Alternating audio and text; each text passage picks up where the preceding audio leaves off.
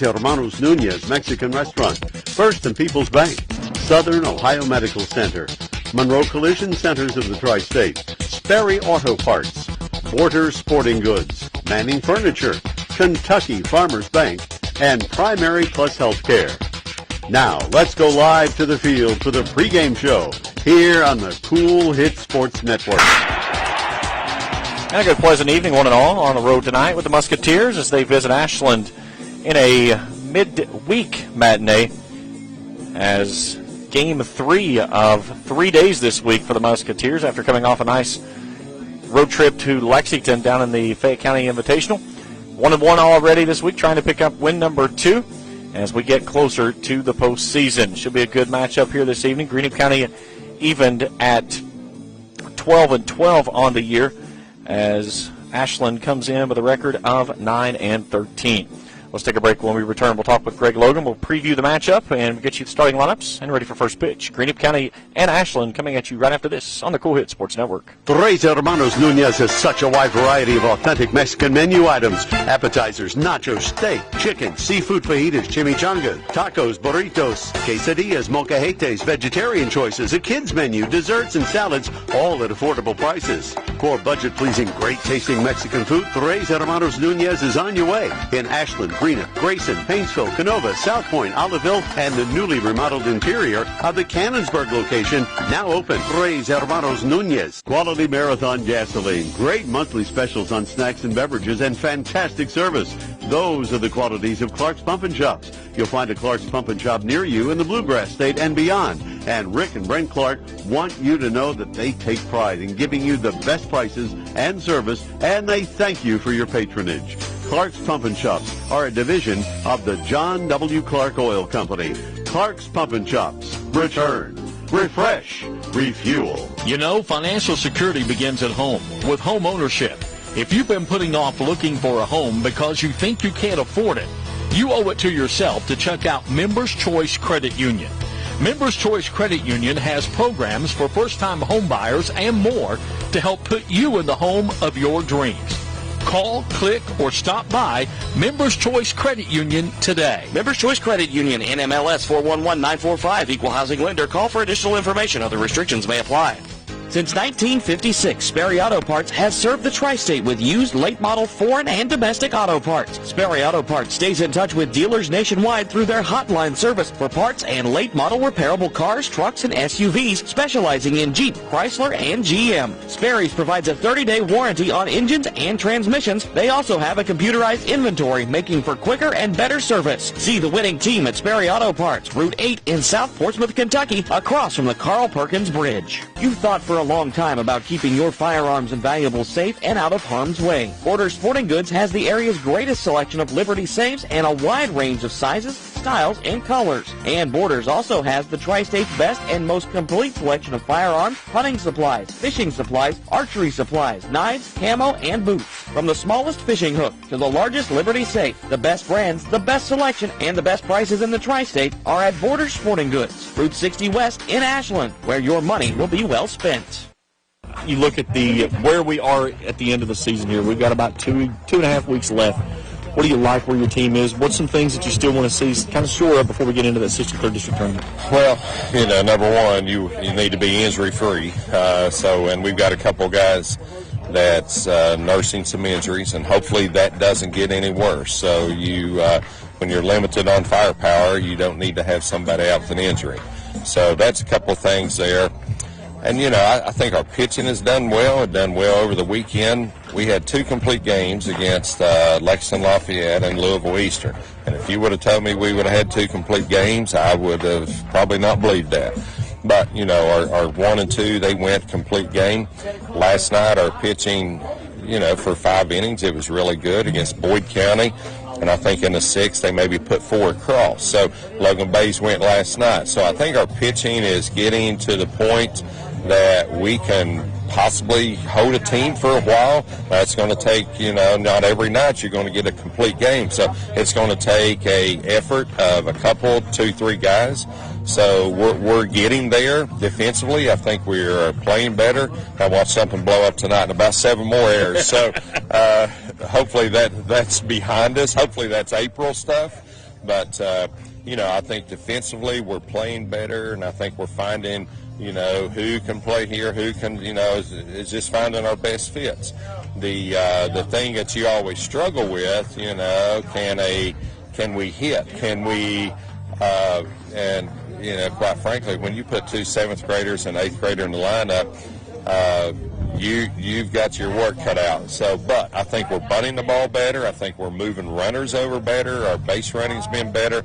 So I think we're making progress. We got 2.5 weeks left, and we just got to keep building on that. Yeah, unfortunately, high school baseball is kind of about as predictable as the weather's been here lately. You have no idea what's coming the next day. No, you don't. It was cold last night, windy last night. Today's a little bit better. So. But it's high school baseball in Kentucky, and you just have to pack for anything and everything. Same way with this here. I think the biggest thing is that we've had to really take and step back is, kids ain't been on the field, and that's everybody, for a year and a half or something. So that's something that you have to take into consideration.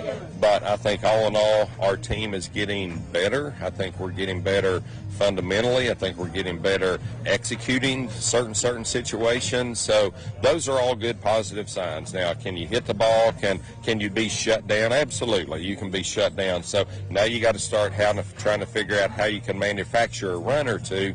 And you just hope and pray that our pitching continues to improve, and you just take it one day at a time. And just like last night, good thing about baseball, here we are back again. Got a fresh day, fresh start, and but we got 2.5 weeks left. It looks like us and Russell, and I think that will be probably one of the. And if you just search statewide, will there be a better, evenly matched, more district opening game than Greenup and Russell? So it's going to be tough. But I think we've got the better staff. I think we got the better hitting, the better pitching. That's what you play for the whole year. This is a great week, the way you get to look at almost a dress rehearsal for what you have to do if you make it to the regional tournament. You got to win 3 in 3 days. It is. It is tremendously. It's a tall task, and you have to be loaded on pitching. You have to be. That's the name of the game. You just have to be loaded on pitching. So. Number one, you have to get to the dance. So you can never dance unless you get there. So you got to get to the dance, and then we just take it one day at a time. Coach, appreciate the time. We'll talk to you in the ballgame. All right. Thank you, Jane. We're back with starting lines when we return on the Coed Sports Network. If you're looking for a complete discount pharmacy with old-fashioned service and excellent prices, then you're looking for Stultz Pharmacy. Since 1979, Stultz Pharmacy has provided our area with the finest in pharmacy care. 24-hour emergency prescription service, free delivery, and drive-through service for prescriptions. For hometown service, see the professionals at Stultz Pharmacy in Greenup and Wheelersburg. More than you expect from a pharmacy. Stultz Pharmacy. Where does your money go? When you bank with us, your deposit becomes your neighbor's loan. A real estate agent sells a house. They get a commission. They deposit it with us. We use it to make an auto loan to one of our customers. Hometown people helping each other grow. That's what it's all about. First and People's Bank and Trust Company. Member FDIC. We are the home office. What are the keys to better health care? At SOMC, we start by putting it right at your fingertips.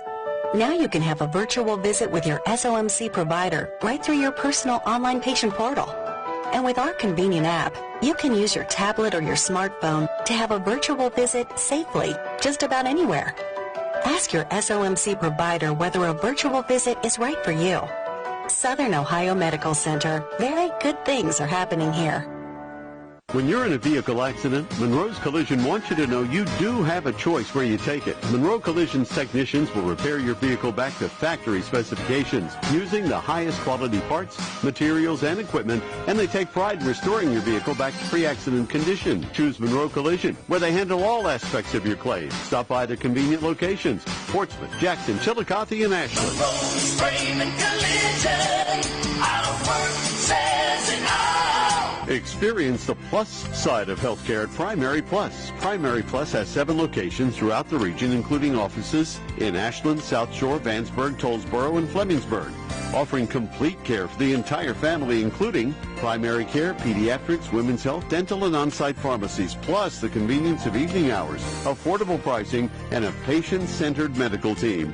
Primary Plus is always welcoming new patients. Learn more at primaryplus.net. Well, a beautiful evening for baseball as we get ready to get things underway. Greenup County and Ashland ready to square things off. Greenup County comes in with a record of 12-12. Winners earlier this week on the road at Fleming County, 4-0. They fell last night to Boyd County, 6-2. They'll be back on the road on Friday at Johnson Central, and then they bring in Portsmouth West on Saturday. The rest of their schedule looks like this. They travel to Paintsville on Monday, Wheelersburg at home Tuesday, Lawrence County on the road Wednesday. Then they'll go to Rowan County and play Rowan County and Hazard on Saturday. Then the final week of the regular season, 2 home games, sandwiches an away game, Paintsville and East Carter at home. And I'm not certain what it was. Sound like we had somebody shoot at us. Paintsville and East Carter sandwiched in between Lawrence County to finish up there on the 27th for the Raiders trip over to Lloyd. Looking at the Tomcats, they come in with a record of 9-13. Lost last time out to Johnson Central 4-0. They defeated Russell to open the week 5-1, but that kind of interrupted a 4-game losing streak, and they've been kind of up and down a little bit here and there. A 25-14 win over West Carter last week. That was a game in which Coach Evan Young said it was a middle school basketball game. They bounced back and defeated Rowan County 7-6 in 8 innings. This was after getting no hit by Rowan County 2 weeks prior. So should be an interesting matchup tonight when these two teams tangle, and certainly one that we could see later on in the upcoming regional tournament. But again, both teams have to take care of business to get there. Boyd County, the number 1 seed in the 64th district. Raceland will be the 1 seed in the 63rd. It'll be Russell and Greenup in the 2-3 game, and then Lewis County will be the 4. So Coach Greg Logan said it just a little bit ago, probably about as perfect as you can possibly say it. When you put two teams like a Russell and a Greenup County together in a district tournament, it may be one of the best district tournament games in the entire state that you're going to see in the opening round. And that's the 63rd. We kid all the time, the 63rd is going to 63rd. It just seems like that every single year you find a way to have two guys or two teams run into each other that it's a battle back and forth no matter who's on the other side of the bill. So umpires have arrived as we're about ready to get things underway here tonight. Greenup County will be in the road blacks with the white bottoms, gold Greenup across the chest, outlined in the green, and the same numerals on the front and the back. Ashland in the home whites with the maroon sleeves, maroon pin stripes down the side. Ashland across the chest in maroon, and the maroon numerals on the front and the back as well. Beautiful evening for baseball. A little cool, but we'll certainly take it, as this time of year you take anything that's not rain, and we've certainly seen our fair share of that. But low 60s tonight. We'll see 70s by Friday and the weekend, and then rain, of course, returns next week. But the good thing is that those temperatures stay above 50 moving forward, and hopefully we can get everything in those last 2 weeks of the regular season and then get ready for the district tournament that starts up on what will usually be regional tournament week, and then the state tournament will start the week following. But, of course, everything pushed back a week this year due to COVID, and it makes things a little bit different, but more importantly, we're playing. And that's what the most important thing is here, without a doubt. Greenup County's going to hand the ball tonight to Jonah Gibson. He'll go opposite of Ryan Brown. Ryan Brown for the Tomcats. This will be his 4th start. Comes in with a record of 1-1 and a 5.91 ERA for Gibson. This is start number 5 for him, a 1-2 record and a 4.29 ERA. So certainly runs available sitting out there. Which team can take advantage of the other? That's the question that we find out here a little bit later on. We'll talk with Coach Greg Logan coming up in the 3rd inning. We'll get his thoughts from the ball game. And then, of course, we'll talk with him in the postgame show at the conclusion of tonight's contest. Coming up at the top of the 2nd inning, we'll take a look at today's This Day in Baseball History trivia question. We're going to go back to 1966 for today's question. And we'll peek a look at some other famous happenings of different dates on this date in Major League Baseball history. And, of course, we'll take a look at all of our scores from around Major League Baseball coming up a little bit later on. A full collection of games, already a couple of games in the books. The Mets over the Orioles 7-1. The Reds defeat the Pirates 5-1 in a 10. Cincinnati has now played more innings in extra innings than any team in Major League Baseball, and they have a record of 6-2.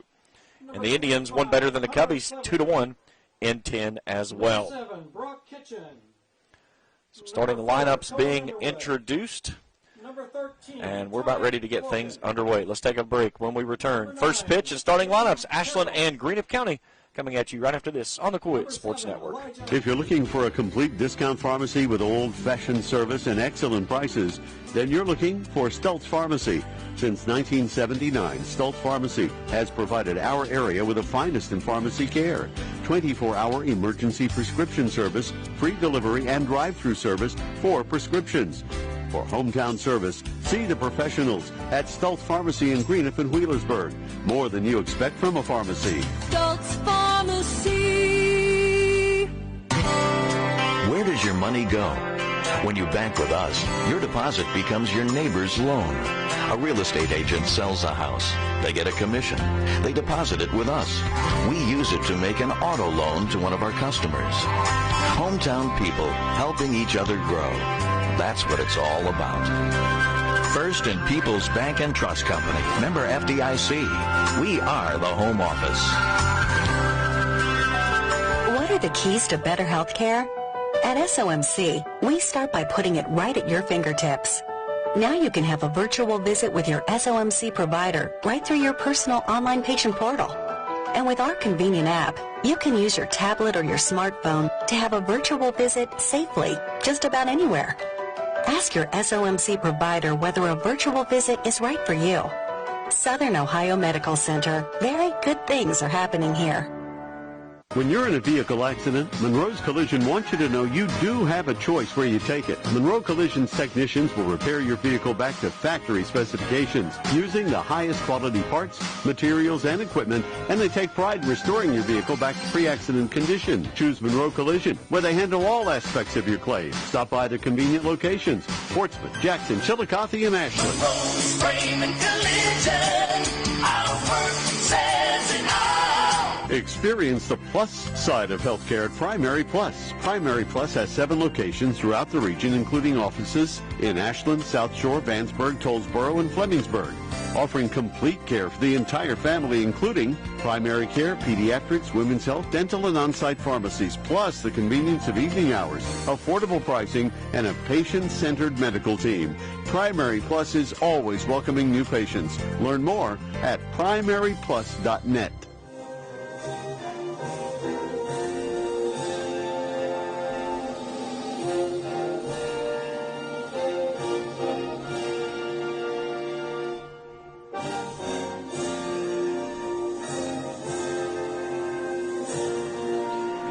Our national anthem as we welcome you into tonight's call of Greenup County Baseball on the road here at Ashland. Let's meet the starting lineups. We'll start first with the visiting Musketeers of Greenup County. Head coach Greg Logan. It'll look like this. Leading things off in right field is Bradley Atkins. Batting second in center field is Austin Clarkson. Batting third doing the catching is Carson Wyram, and the cleanup hitter is the left fielder Hunter Clevenger. Batting fifth, playing first base, Brock Kitchen. batting 6th. As the designated here is Cohen Underwood. Batting 7th and playing second base, Ty Logan. Batting 8th at shortstop, Cameron Carroll, and batting 9th and playing third base is Elijah Hankins. Atkins, Clarkson, Wireman, Clevenger, Kitchen, Underwood, Logan Carroll, and Hankins. Defensively for the Tomcats, Heineman, Peppers, Stevens, that's left to right. Third to first will be Brewer, Jividen, Davis, and Atkins. Mullins behind the dish, and the right-hander of Ryan Brown is on the hump.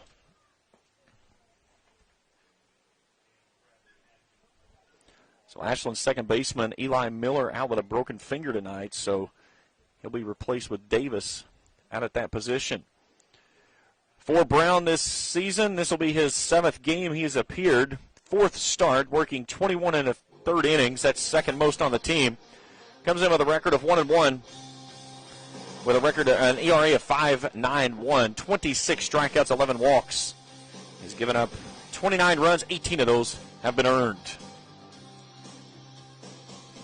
Black tops, white bottoms for the Musketeers, trimmed in green and gold. Greenup in gold across the front, outlined in the gold, and in the green numerals outlined in gold on the back and the front. Ashland in the home white tops and bottoms, maroon sleeves, maroon pins down the side of the pants. Ashland in maroon across the chest, and maroon numerals on the front and the back.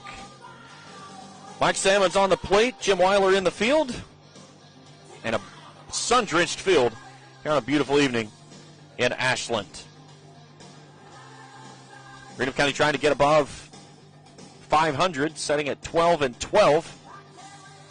Ashland still with some work to do to try to get to that mark after breaking a 4-game losing streak with a nice win over Russell, and then fell last time out to Johnson for 4-0. So ready to get things underway here tonight as Bradley Atkins will step in. Number 23, Bradley Atkins. Atkins batting .375 from the right side. He'll go as he digs himself in. Brown kicks and deals and slings this one wide for a ball, and this ball game is underway. 6:02 first pitch. A mixture of sun and some clouds, but more sun than not. Winds out of the north-northeast at 6 miles an hour. Here's a ball swung on, lifted skyward, left side. Heineman dropping back, has room, sizes it up, makes the grab, and there's one away.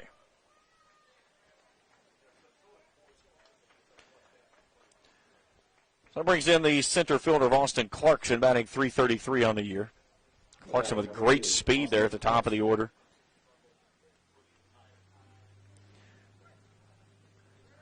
Brewer will come in at the corner over at third base. Clarkson always a threat to bunt. Brown into his motion. The right-hander kicks and deals. That one's in there for a cold strike. Outfield straight away. Infield, normal depth as well. Corner of Brewer is pulled in. Atkins just behind the bag over at first. Here's a ball off the end of the bat, drifting down the line. Coming on is Heineman. He's not going to get there. That one falls in, and it's in for extra bases. Clarkson's on his horse. He'll come in to second base with a stand-up, one-out double.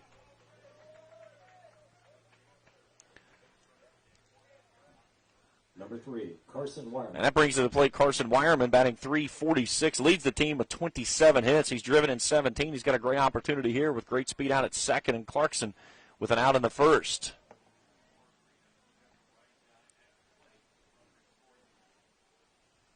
Hunter Clevenger standing in the on-deck circle. Great opportunity for the Musketeers to dent the scoreboard.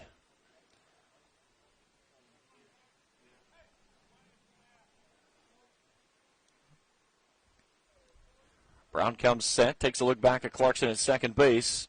Wireman awaits the pitch. That's in there for a cold strike.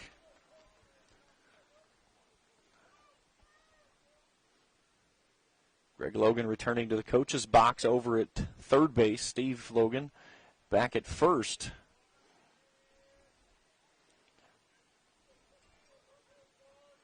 Brown comes set at the chest. A long look at second. He'll come to the plate. That one's in the dirt. Clarkson taking off. Here's the throw, and they get him. They did. Clarkson with a late jump. 2-5 on the putout. Third time he's been caught stealing this year. And now there's 2 outs. Count of 1-1 at the plate to Carson Wireman. Brown into the motion now. The kick in the deal. That one goes to the backstop. 2 balls and a strike. Give the credit to Mullins on that last ball that was in the dirt, in which he boxed it up nicely and recovered. Was able to throw a strike down to Brewer, who had to climb the ladder to make the grab and then get it in there. Here's a ball roped toward the left side. That one finds its way through, and that's a devastating single there, as more than likely an opportunity for a single and a run, but instead it's a 2-out single and nobody else on or scoring. So brings in Hunter Clevenger, 323 on the season, 21 hits. He's driven in 12. He's got 3 extra base hits, including 2 home runs. Wireman a healthy lead over at first base. Brown checks on him, comes set from the chest. The long hold, the pitch. And this one swung on, rolled out toward the shortstop. Jivinen will take and flip it to shortstop and throws it into right field. Wireman recovers. He'll head over to third base. And they're at the corners with 2 outs on the error by Jivinen.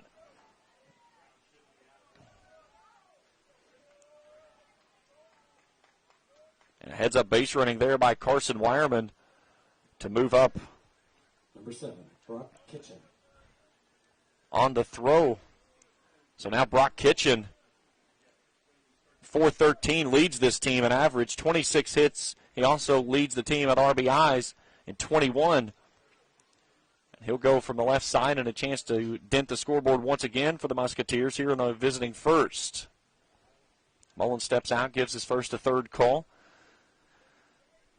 Clevenger on the season, 17 for 17 in stolen bases. Brown comes set, a long hold, and now he steps off and takes a peek over to first base. Cohen Underwood would go next if Kitchen can keep the inning alive. First and third for the Musketeers, 2 down here in the first. The pitch, runner going. He'll throw back toward third base. Nothing happening there. Pitch is a ball. Clevenger given second base on the defensive indifference, not a stolen base attempt. So now 2 in scoring position for Kitchen, if he can find a way to work one in. The 1-0. This one's in the dirt, 2-0.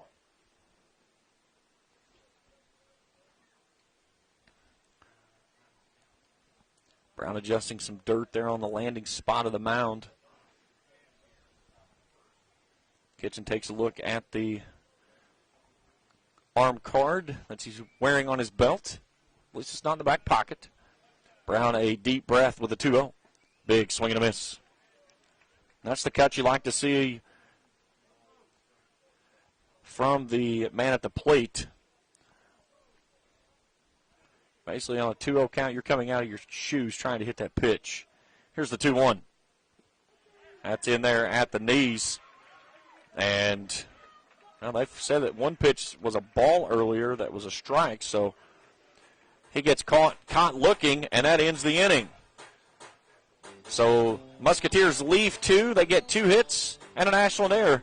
We go to the bottom of the first, scoreless, with the Tomcats coming to the bat after this on the Court Sports Network.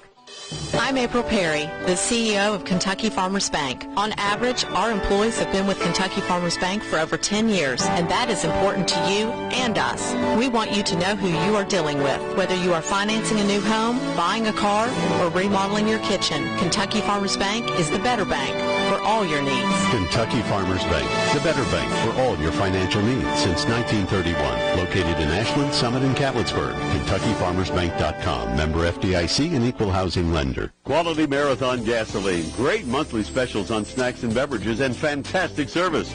Those are the qualities of Clark's Pump and Shops. You'll find a Clark's Pump and Shop near you in the Bluegrass State and beyond. And Rick and Brent Clark want you to know that they take pride in giving you the best prices and service, and they thank you for your patronage. Clark's Pump and Shops are a division of the John W. Clark Oil Company. Clark's Pump and Shops. Return, refresh, refuel. Bottom of the first, scoreless with the Tomcats coming to the plate. Let's make the starting lineups for Evan Young's Tomcats. Leading things off and playing center field is Nashawn Peppers, batting second and pitching Ryan Brown. Batting third at first base, Ryan Atkins. The cleanup hitter is the left fielder, Jack Heineman. Batting fifth in right field, Asher Stevens. Batting sixth and doing the designated hitting duties, Sawyer Alley.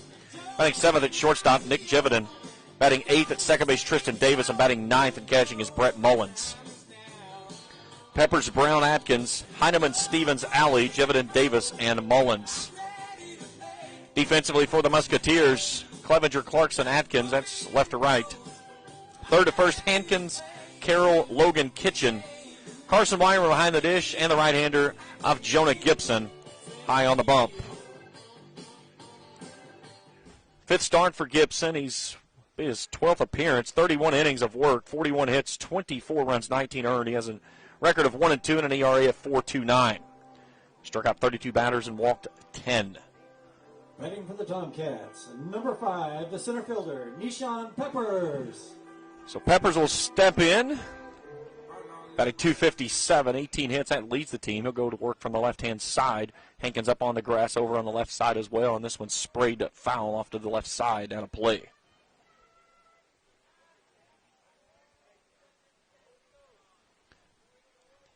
Outfield straight away, except for center field. Clarkson's pulled a little bit to the right gap.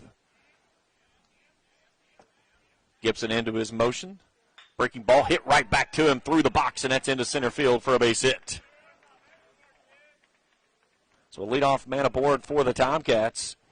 And good speed with Peppers over at first base. That brings in Ryan Brown, the pitcher, batting .291, 16 hits. Now batting for the Tomcats, number 6, the pitcher, Ryan Brown. He takes a look down to Evan Young at third base coach's box. Hankins up on the grass over at third base, guarding for the bunt. Kitchen will hold the runner at first base of Peppers. Gibson set high. A long hold, the pitch. And this one swung and fouled away.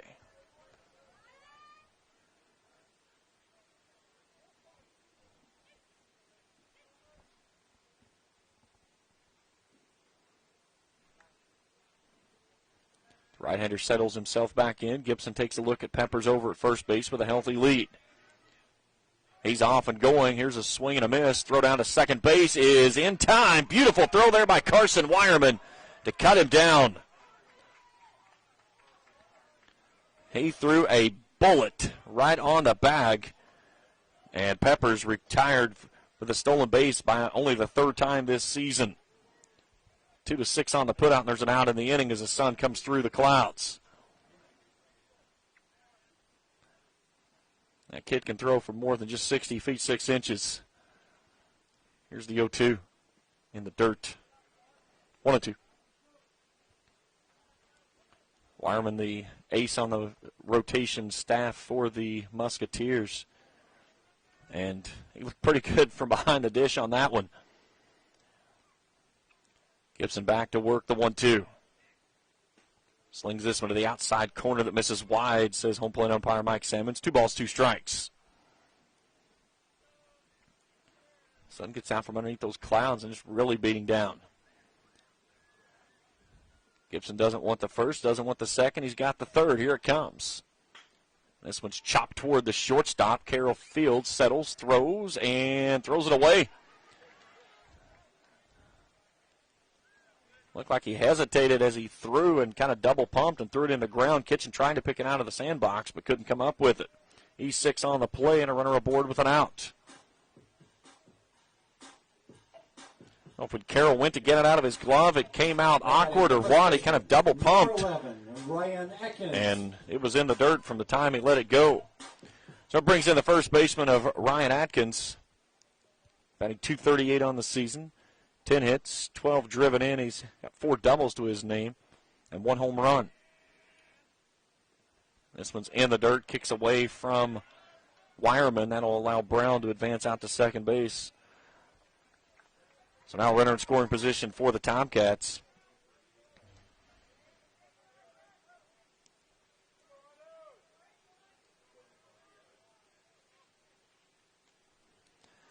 Gibson a bend at the waist. Look at second, the pitch. He said he did go, and it's even at 1-1.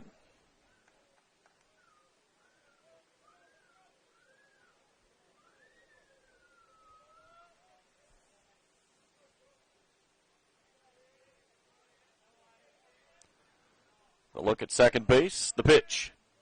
And this one's fouled straight back, 1-2. The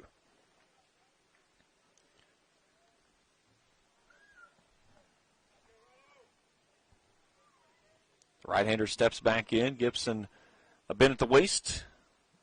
Goes through the signals with his battery mate, Wireman. Brown out at second base. And now Atkins wants time at the plate. Heineman stands in the on-deck circle. Will go next.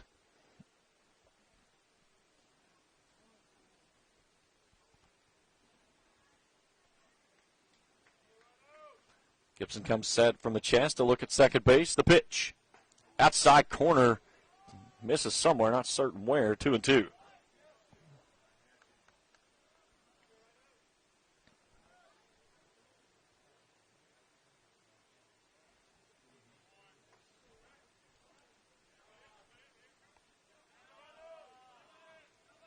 Gibson has the one he likes. Here's the 2-2 offering. Goes upstairs and misses, and it's a full count. Runner at second, one out, scoreless. Both teams with runners in scoring position in their first inning at bat. Greenup left two in scoring position. And he raced a would-be potential run after Clarkson was cut down trying to swipe third on a ball in the dirt. Here's the payoff pitch. Breaking ball, sent foul over toward Evan Young in third base coach's box. He just kind of ducks out of the way and lets it roll down the line. And Atkins will hang around for another.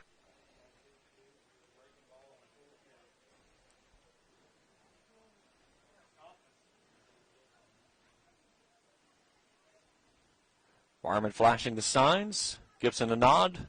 The set. The look to second. The payoff pitch again. Here it comes.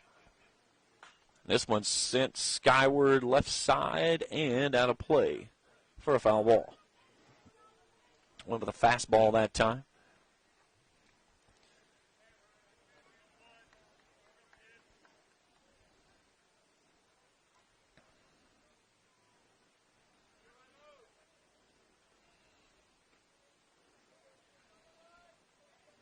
How much do you believe in your off-speed stuff?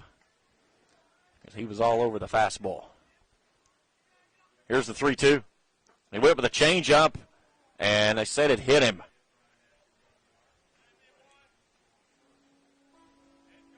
So he went with a change piece there. And as it started in and down, it got him on the elbow. So now 2 on with 1 out, and Jack Heineman steps in.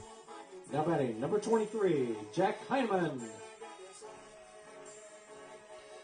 Hyman batting .333 on the year. 16 hits, 18 runs driven in. That leads the team. He'll go from the left side. Brown out at second. Atkins over at first. And now Gibson steps off. Great opportunity here for the Tomcats to dent the scoreboard. Greenup County needs a ground ball double play to get out of the inning. Gibson a deep breath. And a ball swung on and curling foul and out of play. Hits the storage building down the right field line beyond the fencing area.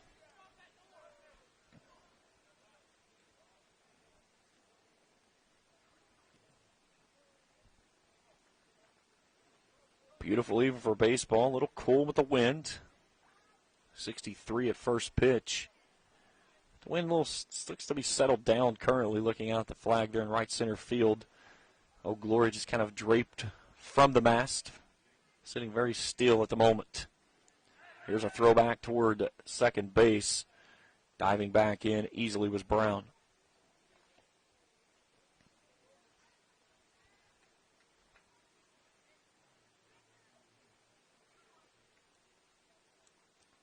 Gibson, a long study of Wireman's signals, has the one he likes.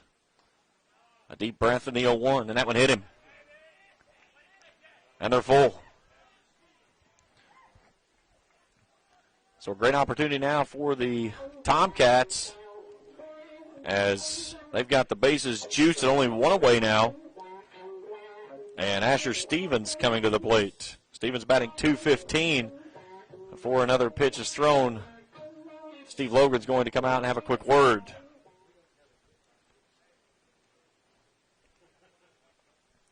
While we have a break in the action, check if the scores around Major League Baseball. One game currently in action. Padres leading the Rockies 5-3, but the Rockies have the bases full in the bottom of the seventh with 2 outs out in Colorado. 3 games final today. The Mets defeat the Orioles 7-1. The Reds over the Pirates 5-1-10. Cincinnati now at 6-2 in extra inning games this season. And the Indians won better than the Cubs in 10, 2-1. Full collection of games later tonight. Padres and Rockies will play game 2 of that game that was postponed from Monday night.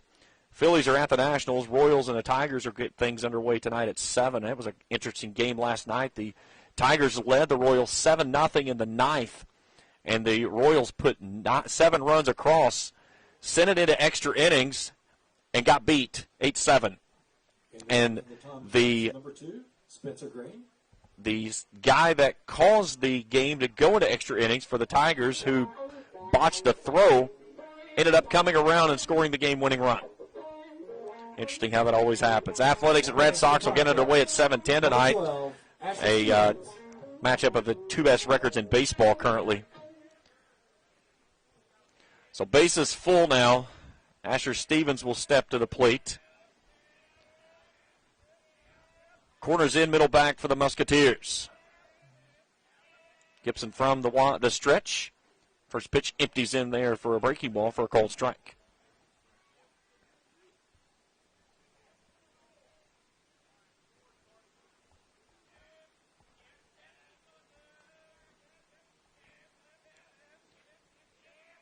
Ashland threatened to dent the scoreboard first here with the bases full and 1 out. Here's a throw back to third base. Did they get him? No. Good throw there by Wireman. Nearly picked off the courtesy runner that came on of Green over at third base running for the pitcher Brown. Wireman nearly had his second runner in the inning. Well, that would have been a huge out as well. Hankins tried to sling that hand around and get him on the backside as he was going to the bag. The 1-1. Breaking ball stays down 2-1.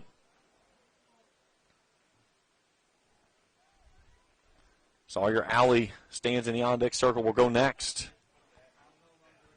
Unless a ground ball double play or some form of a double play ends the inning. Stevens awaits. The 2-1. Here it comes. Up and in. 3-1.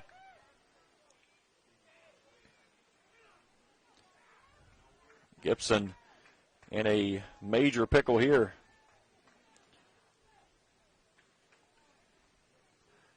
An error and 2 hit batters have the bases loaded and nowhere to go with a 3-1 count. If you're Asher Stevens, you're setting dead red here. The long hold, the pitch. It's fouled straight back. 3-2. Now how much confidence does Evan Young have in Asher Stevens? With 1 out and the bases full, do you start your runners? Early in the ball game, do you take the gamble?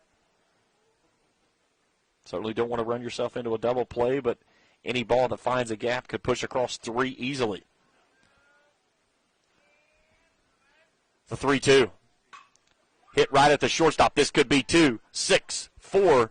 They cannot turn it over, so they will get the runner out at second base, but a run comes home to score on the RBI ground out from Asher Stevens, and it's 1-0 Ashland.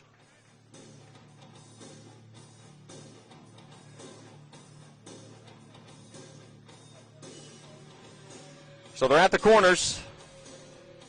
Batting for the Tomcats, number 15, Sawyer Alley. That brings in Sawyer Alley. 207 batter. 12 hits, 13 driven in. From the left side, he'll go. A chance to make it 2-0.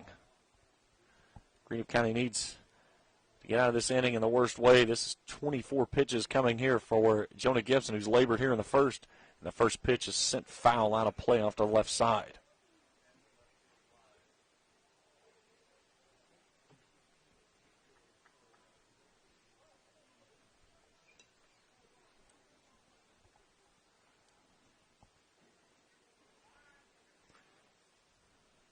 The 0-1. Chopped foul. This one sent over to the third base dugout. And Alley quickly behind, 0-2. He's behind on both fastballs. That question is, where do you go with this one? Try to climb the ladder or throw something down and away?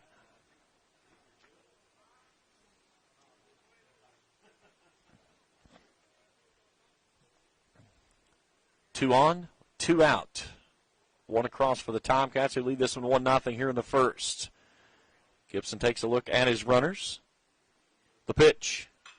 This one's sent foul again, out of play, left side. Count hangs at 0-2.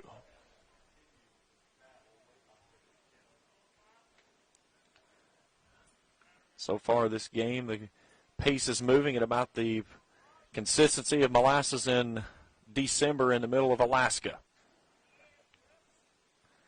0-2 misses up and away. 1-2.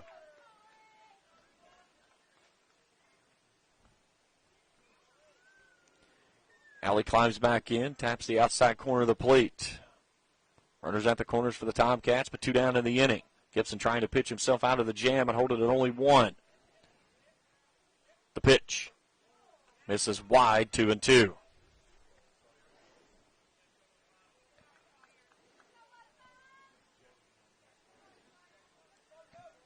Two's wild across the board. Gibson set. The pitch. Breaking ball sent the other way. That one finds its way down in front of Clevenger. A 2-out RBI single makes it 2-0. Went with the off-speed pitch, and he's teed it up and sent it pretty much the same direction he sent every pitch that he put a ball on, or bat on the ball. So now Stevens and Alley on, and Nick Jivinen, the 8th batter of the inning, will come to the plate.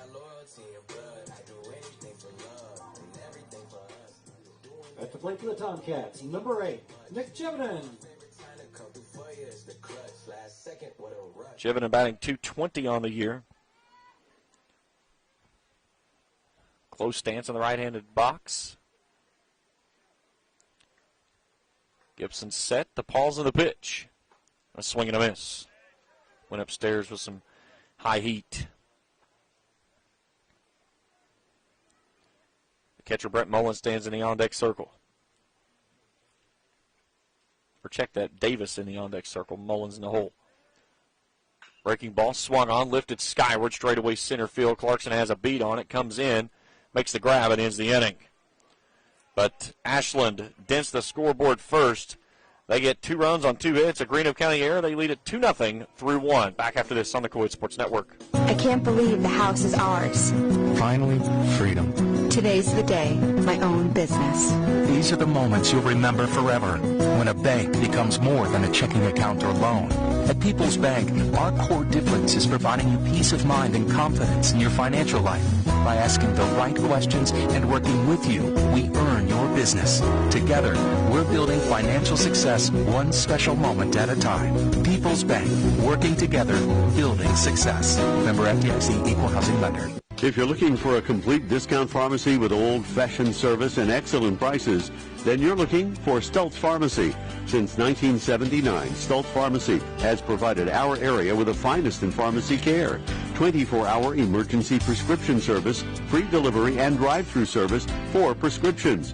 For hometown service, see the professionals at Stultz Pharmacy in Greenup and Wheelersburg. More than you expect from a pharmacy. Stultz Pharmacy. We move to the top of the second inning, 2-0 Ashland.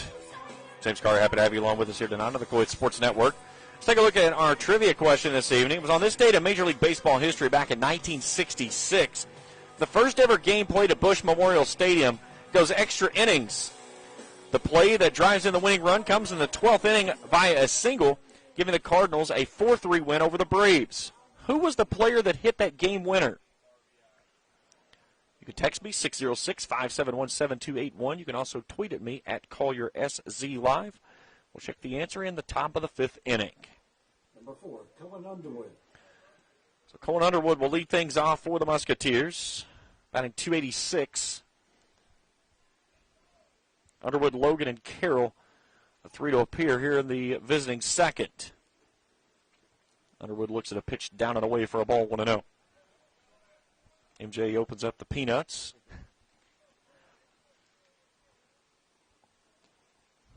The 1-0. That's at the knees, inside corner for a called strike, 1-1.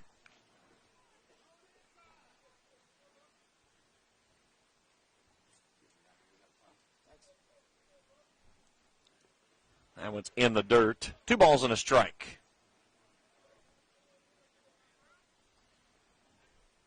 Pepper shaded into the gap in left center.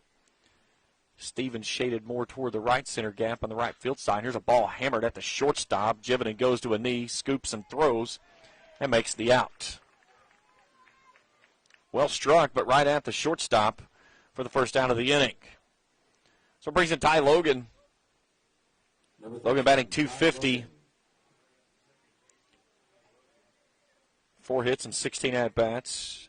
2 runs and 2 runs scored and driven in. He'll go from the left side. Looks at a pitch down and in for a ball.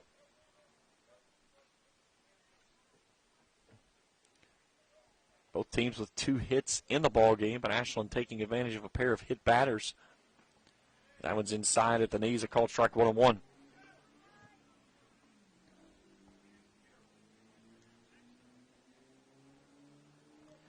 Brown back to work. The kick and the deal. That one's in the dirt, 2-1.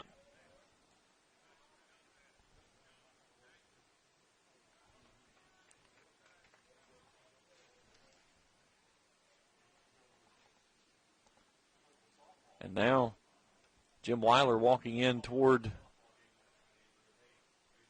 the pitcher. I'm not certain what the issue is. He's looking at the pitching rubber. Not so if he's saying his foot is not staying in contact with the rubber.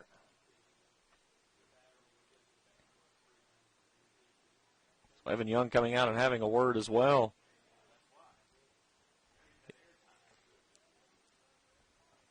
So he's telling me he has to have 1 foot in full contact with the rubber at all times. That's where he's starting on the first base side of the rubber. So everything squared away and ready to get back underway with an out here in the second. And a 2 balls and a strike count to Ty Logan, who stands at the plate.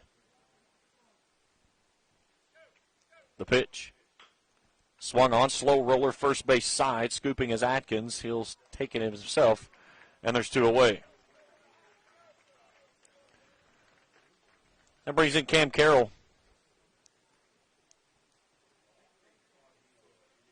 Carroll batting .326 on the year, 15 hits, 5 driven in. Number 9, Cam Carroll.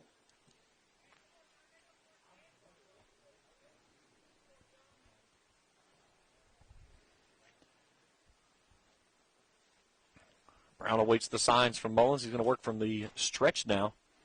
As he kicks and deals and throws this one a little bit low for a ball, 1-0. Elijah Hankins awaits in the on-deck circle, would go next if Carroll keeps things alive here in the visiting second.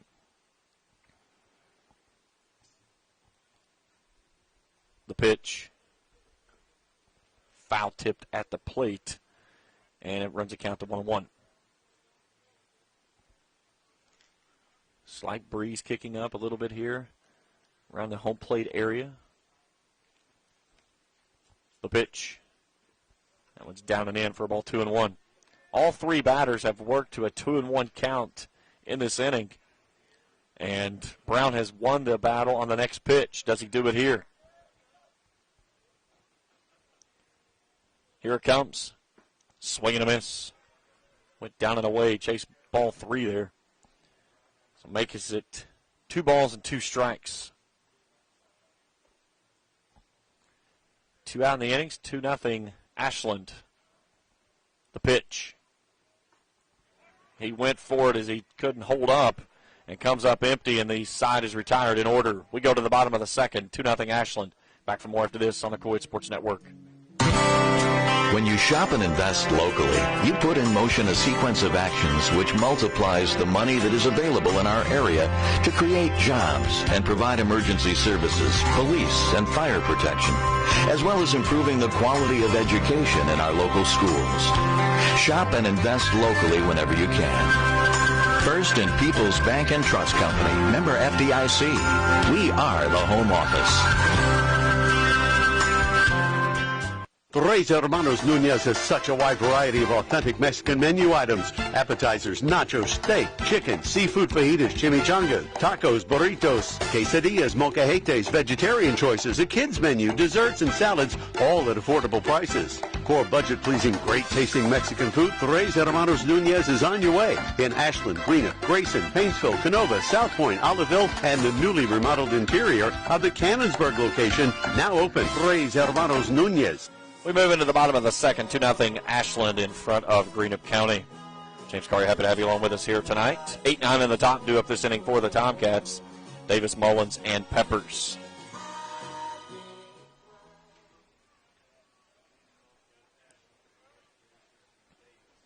Both teams with a pair of hits in the ball game, but Ashland has made the most of their opportunities with a pair of hit batters.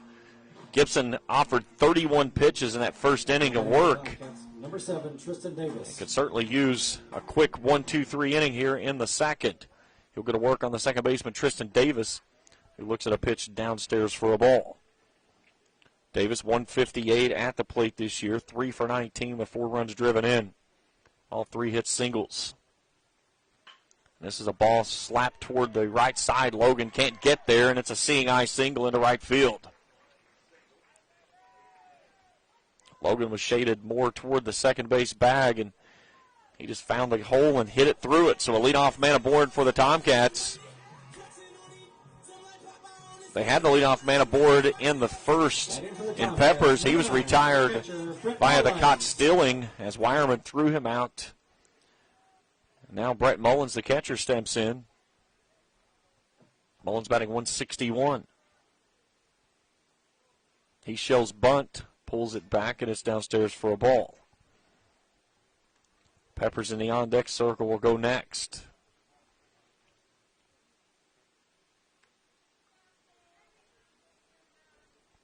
Hankins in at the cutout on the edge of the grass. Here's a ball that's sent foul straight back into the screen, evening things at a ball and a strike.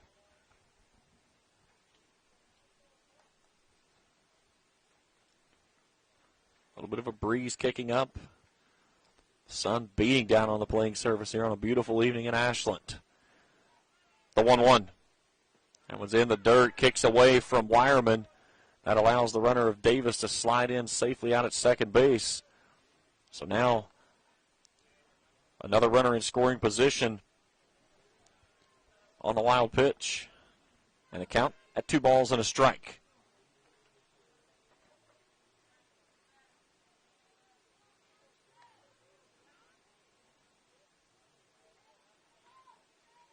The pitch shows bunt. Pitch on the outside corner, a called strike, 2-2.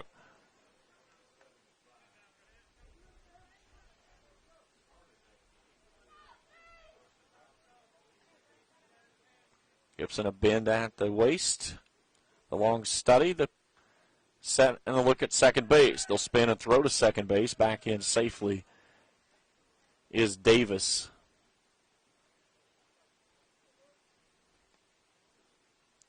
Mullins digs back in, trying to find a way to move the runner over to third base with nobody out here in the second. Already up 2-0, looking for more. The 2-2. Breaking ball in the dirt. Knocked down nicely by Wireman, and that'll run the count full.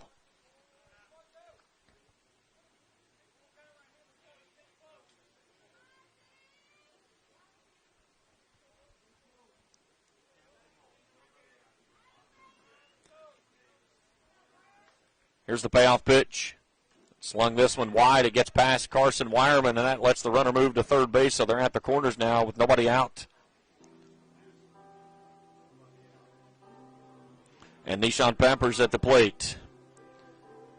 Now up to the Tomcats. Number 5, Nishan Peppers. Peppers single to right back up the middle.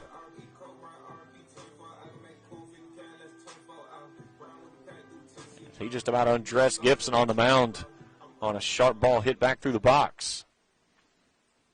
Nobody out, runners at the corners.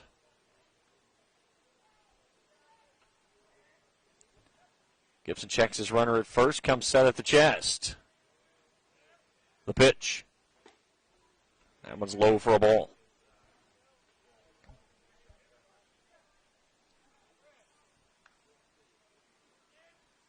Peppers one tap of the bat on the outside corner of the plate.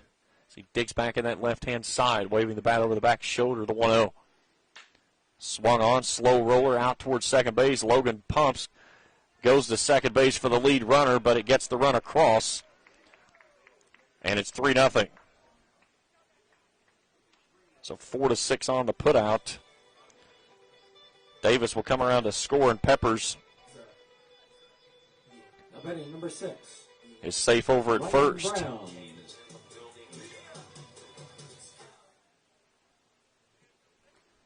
And in comes Ryan Brown, who's 0 for 1, reached on an error back in that first inning. There's a pitch at the letters for a called strike, 0-1.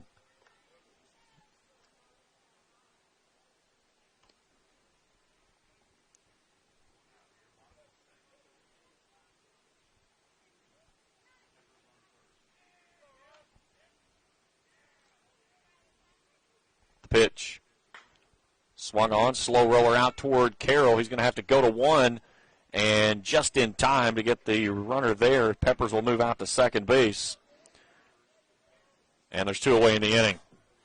Nice play there by Carroll. He knew he had no chance at the speedy Peppers out at second, so he settled himself and threw a dart across to Brock Kitchen. Number 11, Ryan Atkins. So brings in Ryan Atkins. He was hit by a pitch, came around to score.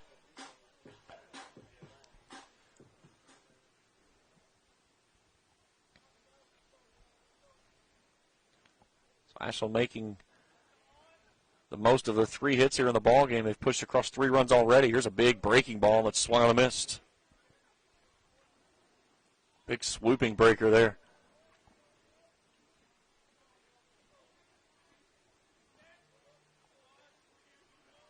Atkins awaits. Gibson takes a look at second base. A deep breath and a pitch. Another breaking ball, but this one stays low and out of the zone, 1-1.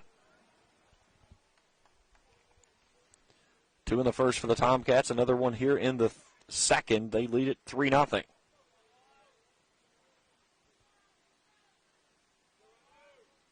The 1-1. Another breaking ball. That one gets away from Wireman. Peppers will move up. And now another run 90 feet away for the Tomcats.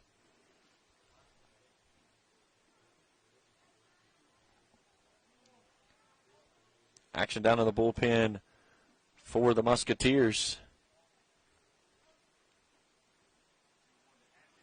Swing and a miss on the 2-1 pitch.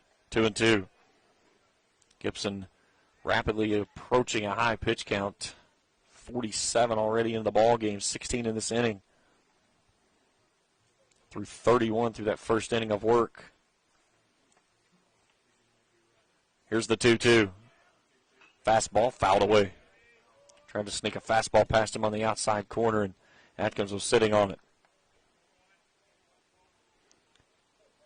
I threw a changeup to him on a 3-2 count and hit him with it. Does he come back with it here? The 2-2. And that one's rocketed off to the left side, but a foul ball. Trying to go with some off-speed change, or looked like a changeup possibly there. I think we're out of baseballs.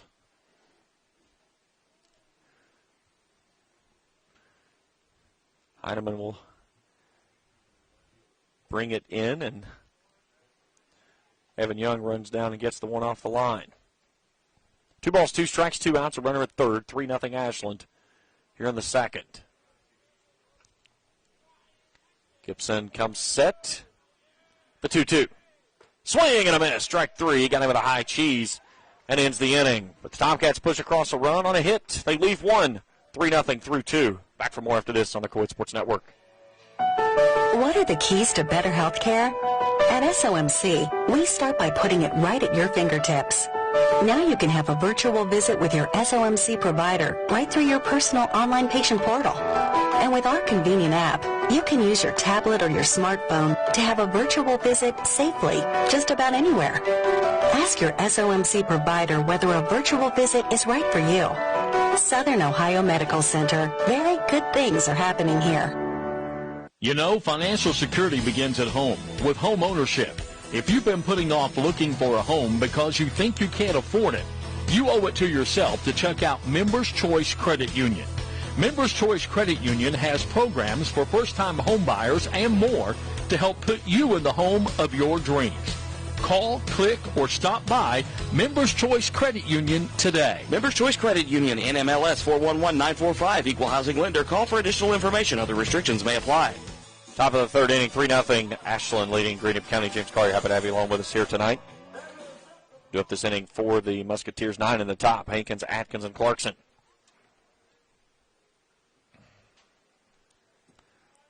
Number 11. Elijah Hankins will lead things off, batting .222.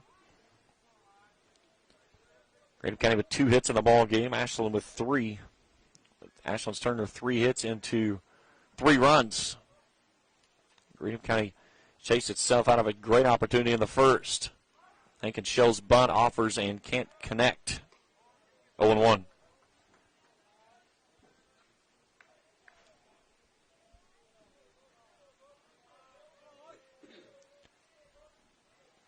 The 0-1. That's at the knees. A called strike. 0-2.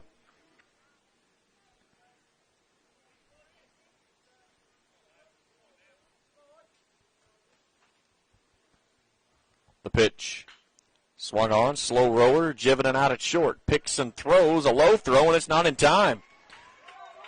That was Hankins going to leg that one out the whole way. So an infield single for him. Number 23, Bradley Atkins. And we go back to the top of the order of Bradley Atkins. Atkins flew out to Heineman out in left field. His first time through. Clarkson stands in the on-deck circle. Brewer in at the cut of the grass at third. Brown comes to the plate and slings this one high and wide for a ball.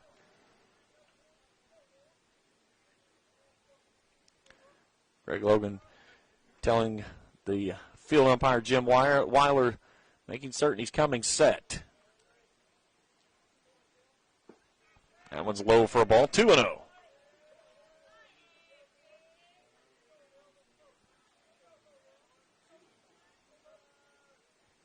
(3-0) Ashland, but Greenup County trying to make a little noise here in the visiting third. Brown takes a look at the runner over at first of Hankins with great speed. Comes set from the chest. The pitch. That one's up and in. Brushes him back. 3-0.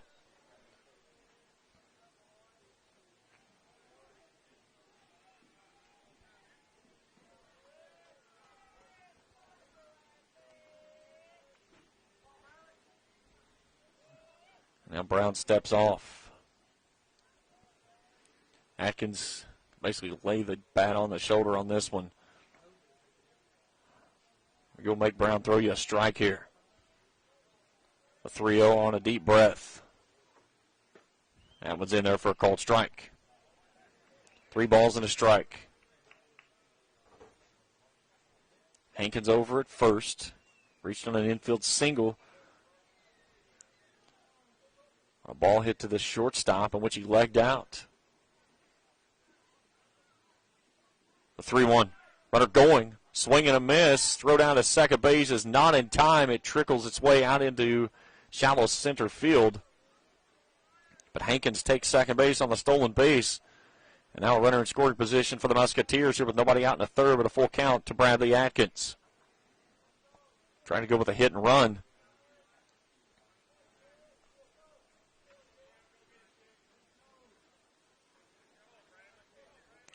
Brown peeks back at second base. A deep breath and a payoff pitch. And it's fouled away. Off to the right side behind the press box, side of play.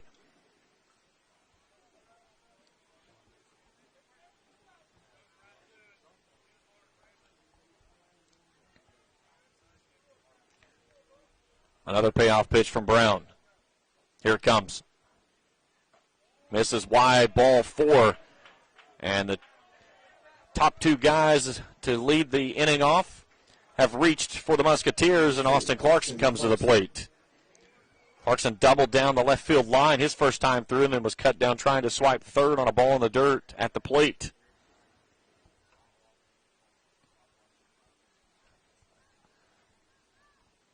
Meat of the order waiting in the wings for the Musketeers with a chance to make some noise here in the third. Clarkson shows bunt, drops a beautiful bunt down the third base side, and everybody's going to be safe. Brewer can't field it safe cleanly, and I don't even know that he had a chance to make a throw either way. So the bases are full now for Carson Wireman. Wireman singled in the first on a ball hit into left field.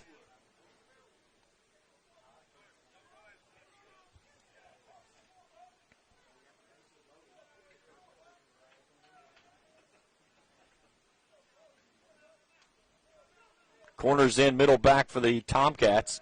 This one's in the dirt, nicely boxed up there by Mullins to keep the runner over at third base and everybody behind him at bay.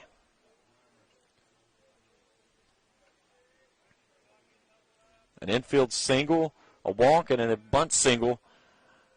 And the base is full with nobody out. The 1-0. That's in there, a cold strike. 1-1.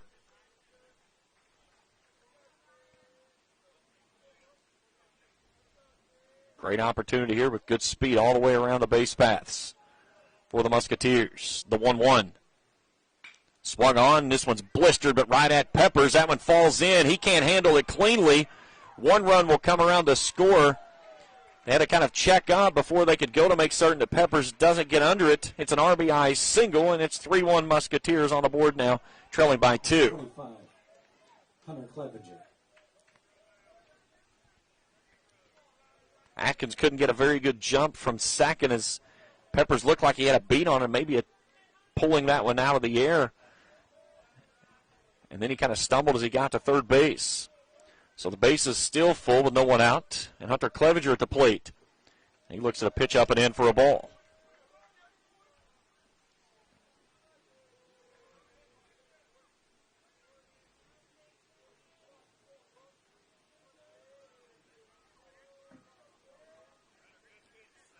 Brown laboring here in the third after working through pretty cleanly in the first and the second. This one's in the dirt. Another nice job there by Mullins behind the dish to smother that one and keep everybody at their respective base. But quickly Brown falls behind 2-0.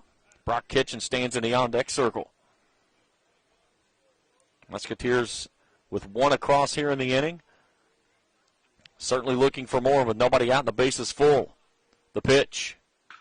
2-0 pitch lifted skyward, right side. Stevens coming on.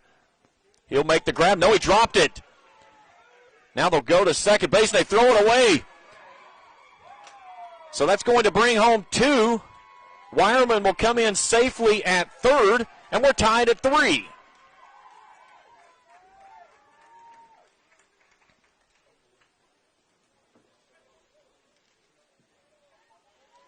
Number 7. Brock Kitchen.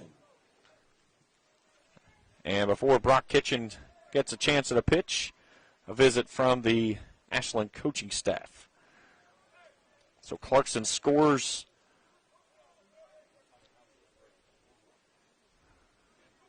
And we've got runners at second and third now for the Musketeers.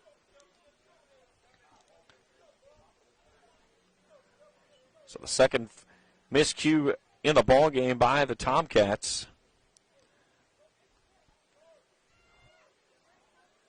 Ashland with 2 errors, Greenup County with 1. Musketeers out hitting the Tomcats 5-3. But now they've pushed across 3 here in the inning. They still have nobody out. And Brock Kitchen, caught looking to end the first, steps in. From the left side, the first baseman stands. Brewer in on the corner over at third. Kitchen chops this one foul at the plate off of his foot.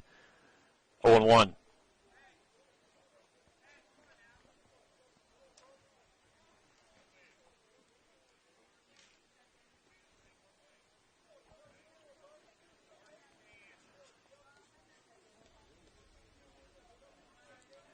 Brown comes set. The pitch. This one's down and away for a ball, 1-1. Wireman at third. Clevenger at second. Clevenger with great speed on a ball in the gap or anything into the outfield could try to come around to score. Here's the 1-1. That one's in the dirt, 2-1. Now Brown, after cruising through his first 2 innings, now searching for his first out, 20 pitches deep into the frame.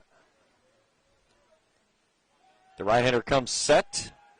A peek at his runners. The 2-1. Wide ball 3. Cohen Underwood stands in the on-deck circle. 3 across here in the frame. We're tied at 3 in the top of 3.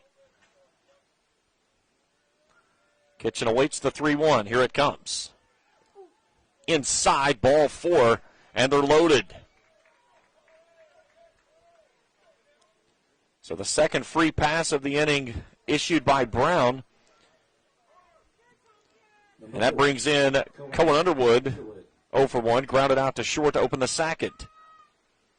Corners come in, middle stays back, looking for a double play ball. Corners will come to the plate, searching for the force out with Wireman over at third.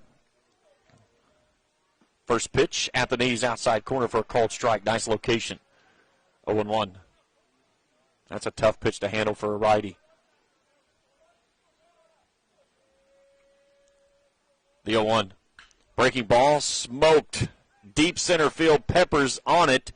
Falls down, makes the grab. That'll allow Wireman to tag up. And it's 4-3 Greenup County on the deep sacrifice fly by Cohen Underwood.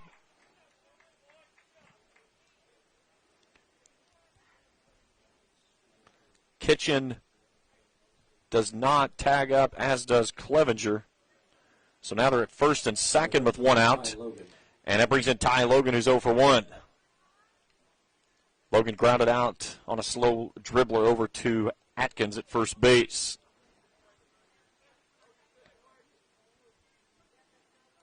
Four across in the inning for the Musketeers on 3 hits in the inning for a total of 5.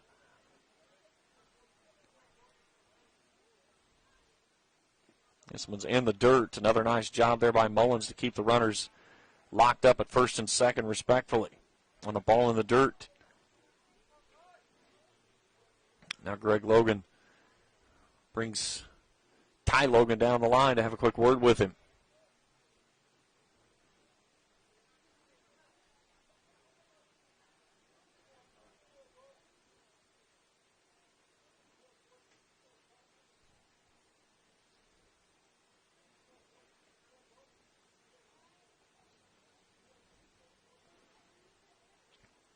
Now Greg Logan and home plate umpire Mike Sammons convening on the third base line. Let's see what we're going to do. We may go with a pinch runner over at first base for Brock Kitchen. Let's see what we get.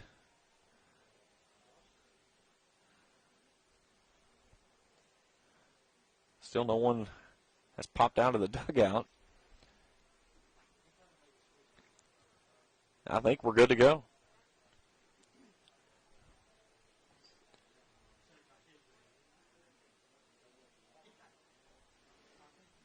All right, so we got 1 ball and no strikes at the plate. 2 on, 1 out. This one swung on and fouled away. 1-1. 4 runs across in the third. Greenup County's grabbed a 4-3 lead. Brown set, looks at second. The long hold. And the pitch.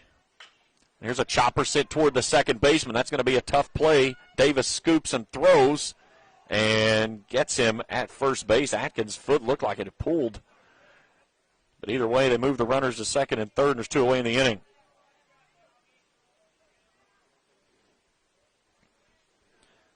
That brings in Cameron Carroll, who's 0 for 1. Carroll struck out to end the second. Carroll looking to find some green space in the outfield. He'll show bunt and sends this one straight up. Coming over and making a diving catch is the catcher, Brett Mullins, to end the inning.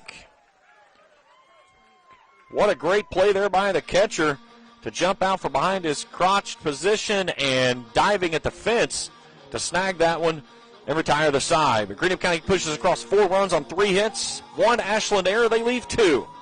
We go to the bottom of 3. 4-3, Greenup County in front. Back for more after this on the Coed Sports Network.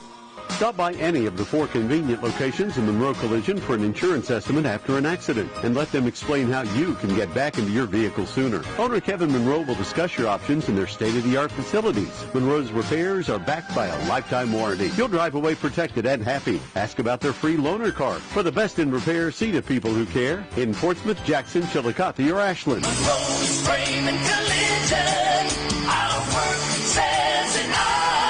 With 48,000 square feet of showroom, Manning Furniture is filled with unbelievable savings with sofas as low as $299 and up. Shop from home. Go online to ManningFurnitureKY.com. Look under brands. Call Manning for pricing. Place special orders through Manning and get 10% off. Voted best store to buy furniture. Manning Furniture is open 10 to 6 Monday through Saturday and Sundays 1 to 4. Located at 1601 U.S. Route 60, just 10 miles west of Ashland. Call 606-928-5308.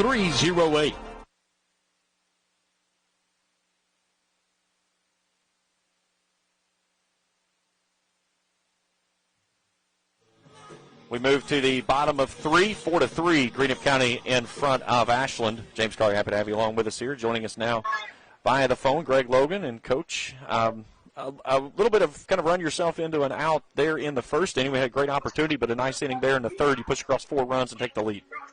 Yeah, that was, we needed that, especially get a couple back or something, and it's always nice to take the lead here, so hopefully we can play a little bit better with the lead. But, the first inning, we give up 4-run differential there in the first inning, so can't do that. And, we got to get better at that by not, just giving up so many runs there. We didn't take them offensively. We didn't take them, we didn't get rid of them defensively. So first inning was rough. So hopefully we keep building on that last one there. Jack Heineman at the plate. First pitch in there for a called strike. The second one missed high for a ball. You go back to that first inning, and Clarkson tries to take third base there on a ball in the dirt, and I saw you having the conversation there in between the diamond on the way back out. What was the conversation you guys had? Well, you got to see the ball in the dirt so much better than that. You got to. The ball was 5 feet short, and you can't wait 3 seconds and then take off. So Luke Brock wasn't that fast, but you got to see things. You got to watch the game. When the ball enters the hitting zone, he's going back to second base, going back to the base, and those are things that I don't care how fast you are. Speed doesn't compensate for that stuff. So it was just bad base running there. Then next pitch is a wild pitch. You could have walked to third base, and then Carson gets a hit. So that's a run there. It's Ashland, and these are opportunities that you capitalize on and you don't get beat. And if you don't, then these are ways that you get beat there. So that's just things that we got to do much, much better. Heineman is going to be hit by a pitch on a 3-2 pitch that comes up and in on his elbow, looked like. So a leadoff runner aboard. I think he got both of them. I think. Yeah, it may have. So, again, a leadoff runner aboard for Ashland. They've had the leadoff runner aboard in all 3 innings, and, again, that puts a lot of pressure on your defense, but your defense has tried to stand tall throughout much of this ballgame. Only the one miscue, but that certainly continues to push the issue when you let the leadoff man get on board. Yeah, can't do that. It's Van Jonah pitched one last night, so hopefully he can give us a few more outs here, and we're going to bring Cohen in. So, it's tough to come back 2 consecutive days, but, just keep us close, get us to the 4th inning here, and we're probably going to make a pitching change. Asher Stevens at the plate, looks at a pitch on the outside corner at the knees for a called strike, 0-1. The pitch, breaking ball, sent to the left side and a foul ball. What do you like about your approach for the team, especially getting the 4 runs starting from the bottom of the order there in the third? Well, Elijah, I thought he done good. Good base runner, laid it out really good, hustled through the base, and that's what starts it. It's not always balls hit hard and things like that, but Elijah started, and then Bradley got the walk there. So you feel pretty good about when you get certain guys up, and so I don't know. We're going to have to keep swinging it because it looks like Ashland is. Stevens smokes one into left field for a base hit. Change. So now 2 on with nobody out in the bottom of the third. And Sawyer Alley at the plate, singled in the first. And, Coach, you were talking about last night, Gibson worked a little bit for you, and he's now 59 deep in this ball game. How much longer do you let him try to get through this one, or you try to go get him some help? Yep, let's hope so. Hoping get us through this one right here. So we'll see. He'll come to the plate, and this one's sent foul off to the left side. 0-1.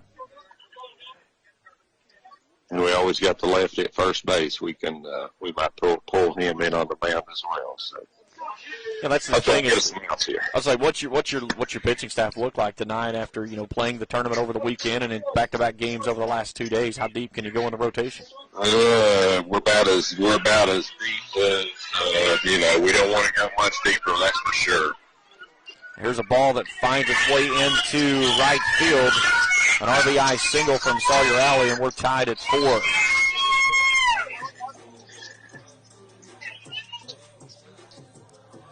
Stevens advances over to third base on the play. They're at the corners with nobody out. And we're tied 4-4 here in the bottom of 3. And you look at the way Gibson is going at the hitters, he's finding his spots, and unfortunately so is the batters finding the bat with the ball. Yeah, they're finding his bat too. So,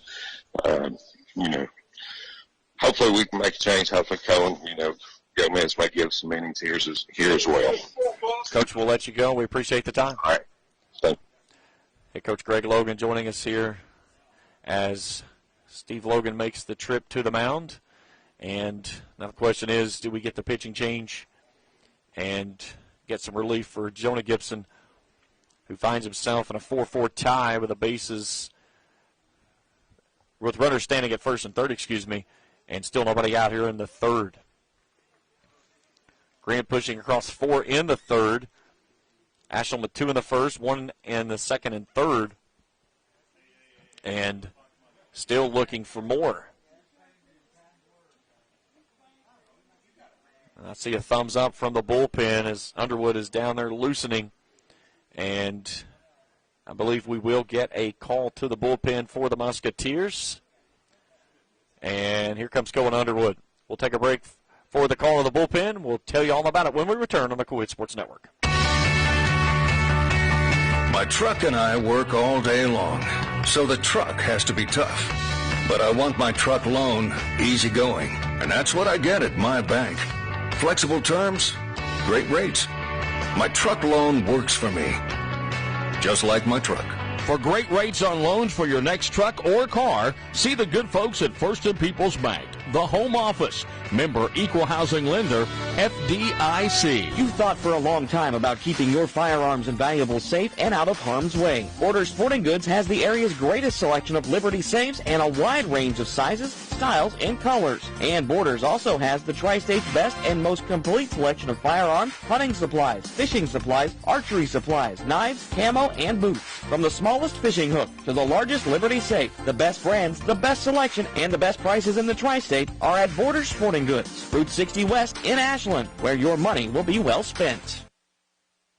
Call to the bullpen for the Musketeers. The right-hander of Cohen Underwood will come on. His 7th appearance this season, 16 innings of work. He comes in with a record of 1-2 and a 4.38 ERA. 11 runs, 10 earned, striking out 6, walking 11.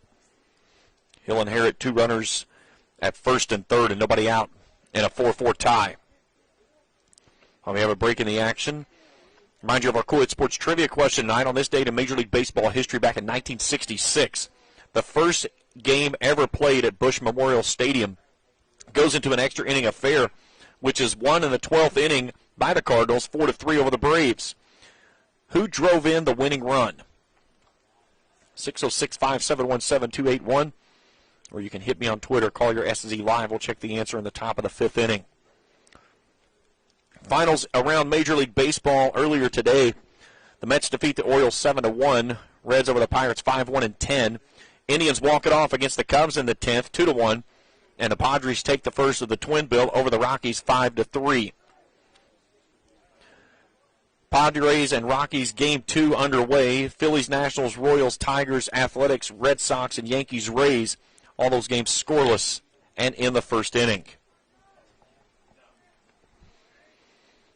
Sun beating down on the playing surface here tonight. A beautiful evening for baseball. A little breezy and cool at times, but hopefully Mother Nature ready to make a turn for the better. So Nick Jevenen will step in. He flew out to center field his first time through. And the first pitch, he sends this one deep in the gap. Clarkson on his horse. There is Clevenger who makes the grab in the gap. That'll allow the runner to tag. And the deep sacrifice fly makes it 5-4 Ashland. Clevenger got a great jump on that ball. Clarkson was there as well. But Stevens able to tag up easily. So Alley stays at first base. And Tristan Davis steps in. Singled his first time through. Came around to score.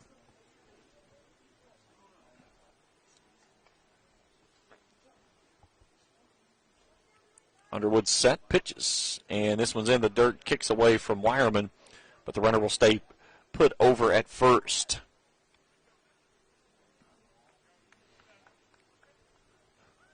Ashland regains the lead here in the third with 2 across. They currently lead at 5-4. Greenup County pushed across 4 in the visiting third. Here's the 1-0. This one swung on, lifted skyward, and it'll get out of play on the right side past the Greenup dugout. 1-1.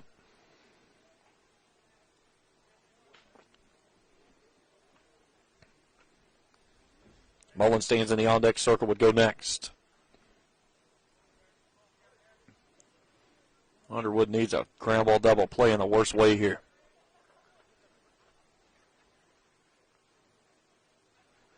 The pitch.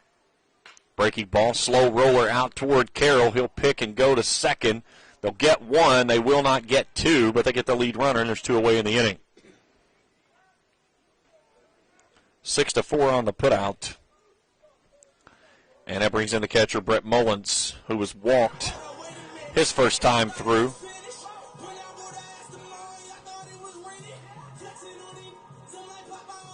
Now batting number 9, the catcher for the Tomcats. The top of the order of Peppers stands in the on-deck circle. He would go next if Mullins can work himself on. Underwood trying to stop the bleeding here after giving up, after Ashland grabs the lead, I should say. Here's a ball hammered through the gap left side. That's in there to left field and a base hit. And that rolls the low lineup back over again to Nishan Peppers, who's 1 for 2. Number 5, the center fielder. And the book's still open on Gibson. He's responsible for Davis out at second base. Mullins belongs to Underwood. So now 2 outs. Peppers from the left side. Underwood will take a look at his runners. Set high up near the chin. The pitch. This one swung on, a high drive, but very shallow. Coming on is the left fielder, Clevenger. He'll call it off from the shortstop, Carroll, and make the grab and end the inning. But Ashland pushes across 2 runs on 3 hits. They leave 2, and they take a 5-4 lead through 3. Back for more after this on the Co-Ed Sports Network. You've thought for a long time about keeping your firearms and valuables safe and out of harm's way. Borders Sporting Goods has the area's greatest selection of Liberty safes and a wide range of sizes, styles, and colors. And Borders also has the Tri-State's best and most complete selection of firearms, hunting supplies, fishing supplies, archery supplies, knives, camo, and boots. From the smallest fishing hook to the largest Liberty safe, the best brands, the best selection, and the best prices in the Tri-State are at Borders Sporting Goods, Route 60 West in Ashland, where your money will be well spent. I can't believe the house is ours. Finally, freedom. Today's the day, my own business. These are the moments you'll remember forever, when a bank becomes more than a checking account or loan. At People's Bank, our core difference is providing you peace of mind and confidence in your financial life. By asking the right questions and working with you, we earn your business.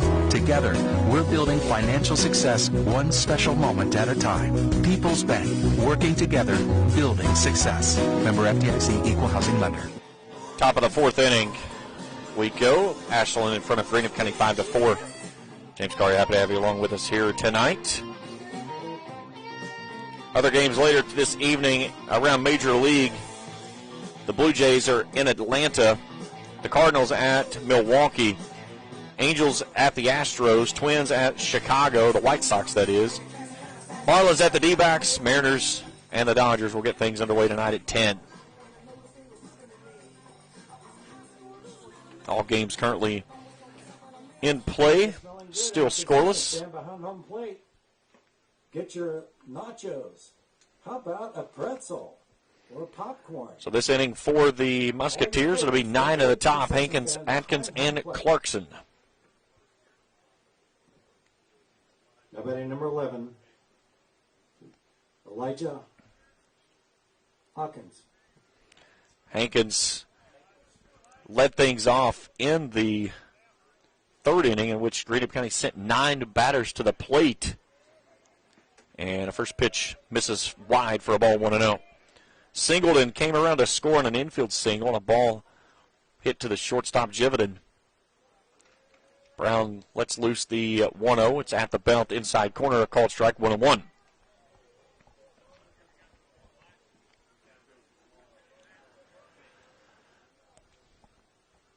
The 1-1.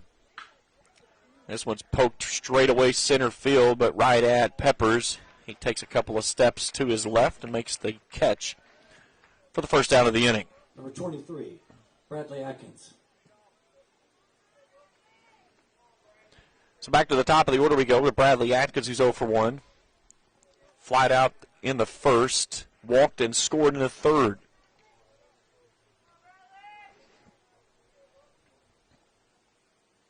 First pitch breaking ball that doesn't turn over and stays out of the zone, 1-0.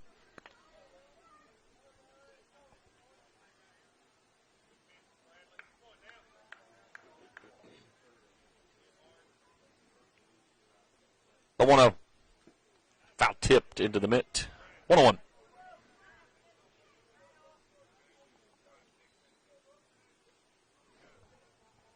Austin Clarkson awaits. He'll go next. The 1-1. In there at the top of the zone for a call strike 1 and 2.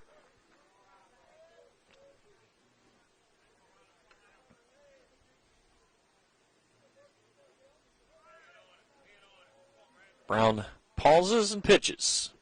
Buries this one in the dirt, 2 and 2.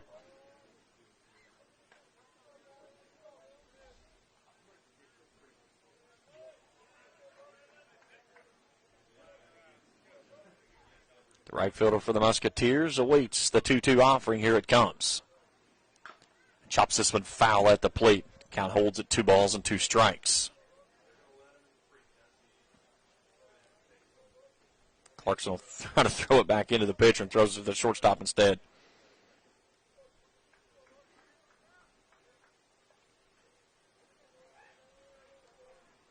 Four runs, 5 hits, an error for Greenup County. 5 runs, 6 hits, 2 errors for Ashland. 1 out in the fourth. A 2-2 count. Here it comes. And again into the foul ball. Challenged Atkins with a fastball, and he got a piece of it. And the sun disappears behind the clouds, and that quickly the entire playing surface gets shaded. And a little bit of a cool breeze kicks up at the same time. Another 2-2. Down and in, ball 3, and it's full. Great at bat here by the right fielder Hankins. Trying to work himself on with an out here in the top of the fourth inning, down a run. Brown set the payoff pitch. Swung on, lifts skyward, straight up in the air. Mullins has it, drifting back, and lost it. Never could get underneath it and stay to where the ball was drifting backward. So the error on the catcher puts a runner aboard with an out. And brings in Austin Clarkson, who's 2 for 2. Clarkson doubled his first time through, singled and scored in the third. Number 2, Austin Clarkson. Brown takes a look at the runner over at first. The pitch. Misses high for a ball.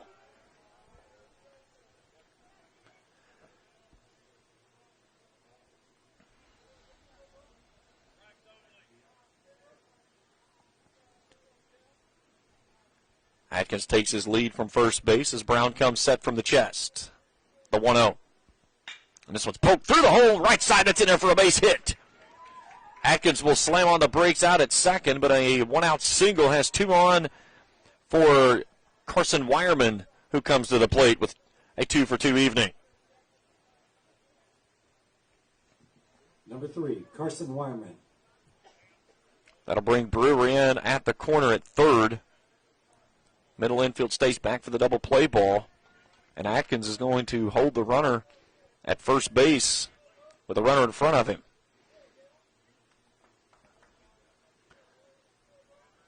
Brown set. The pitch. That's on the outside corner with a late breaking ball for a called strike. Davis playing into the hole on the second base side.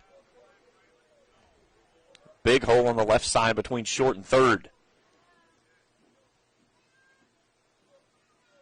And then a quick look back to second base as he chases Atkins back to the bag. Brown another peek back that direction. He'll come to the plate. This one misses down and in for a ball, 1-1. 5-4 Ashland here in the top of the fourth. But Greenup County threatening to answer. After putting 4 across in the third, Ashland answered with 2 in the bottom of the third. And that's where we currently stand. Here's a ball that's smoked. Peppers turning, running straightaway center field, reaches up, makes the grab. Tagging is Atkins. Here comes the throw toward third base. But he will tag. Great catch there by Nishon Peppers. And they're at the corners with 2 away for Hunter Clevenger. Number 25, Hunter Clevenger. That was a beautiful ball that Peppers turned and made the catch and then fired it back in. But Atkins, with a heads-up base running move, tags and moves to the third. So now you've got great speed with Clarkson over at first. And Hunter Clevenger is 0 for 2 at the plate. He's reached on a pair of errors.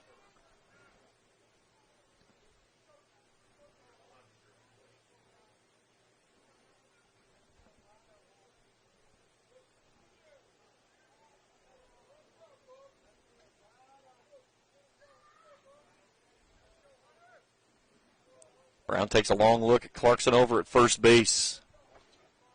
And now he will throw over. Easily back is Clarkson. And this is not the cat you want to lose focus at the plate with. Worrying about Clarkson over at first. Clevenger with power to leave the yard on one swing of the bat. Clarkson going. Pitch downstairs, no throw. So Clarkson will take second base without the throw.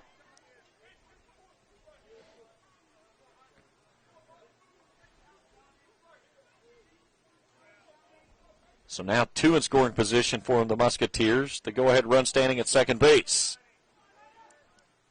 The pitch. In the dirt.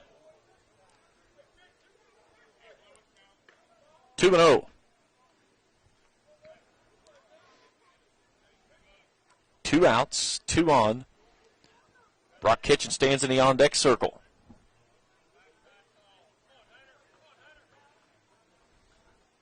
Brown comes set, a big deep breath from the right-hander as he kicks and deals. and buries this one in the dirt, and it's 3 balls and no strikes to Clevenger. And the Musketeers left fielder 1 pitch away from loading the bases for Kitchen, who stands in the on-deck circle, would go next. Here's the 3-0. That's wide, ball 4, and they're loaded.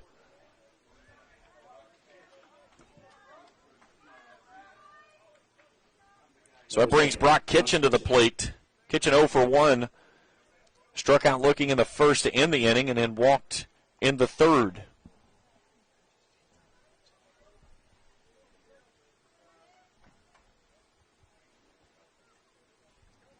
Atkins at third, Clarkson at second, Clevenger over at first.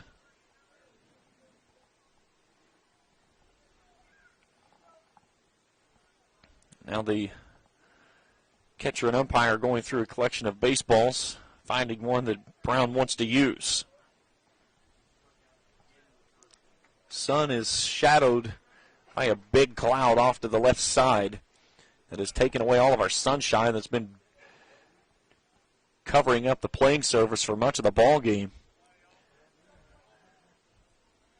Kitchen awaits the first pitch, and it misses upstairs for a ball.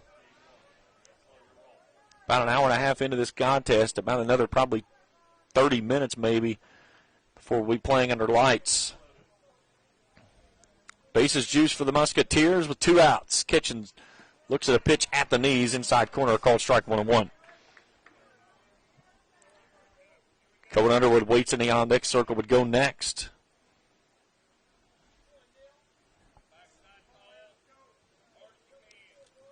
The 1-1. Down and in, 2-1.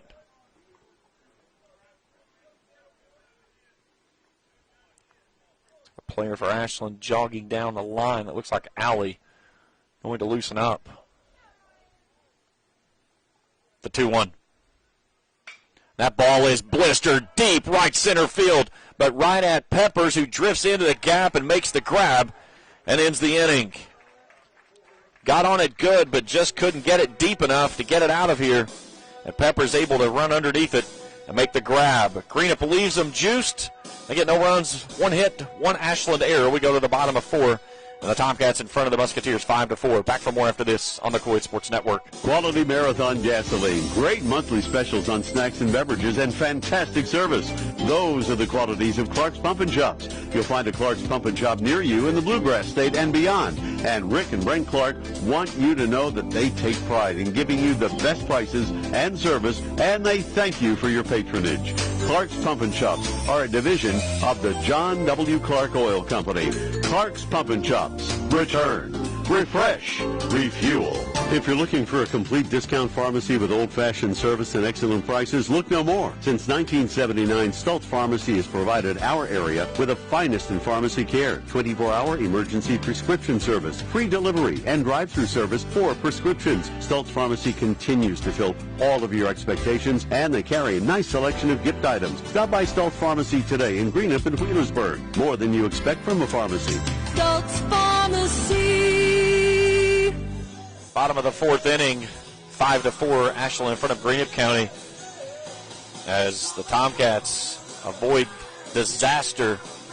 Greenup County got in the meat of its order and had the bases juiced and was not able to push anything across. Brock Kitchen got into one good, but sent it into the gap in right center field, and it had just enough underneath it to allow Nishan Peppers to run under it and make the grab. 2, 3, and 4 to up this inning for the Tomcats. Brown, Atkins, and Heineman. As Ryan Brown will start things off over 2. Reached scored on an error in the first, grounded out in the second. Underwood ready to go to work after taking over in relief for Gibson, and the first pitch is at the letters for a called strike, 0-1.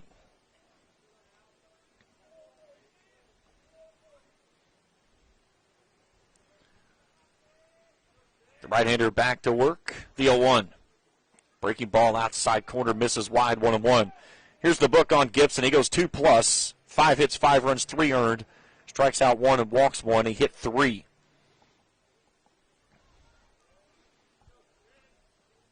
The 1-1. Wide ball 2. 4-6-1 for Greenup County, 5-6-3 for Ashland.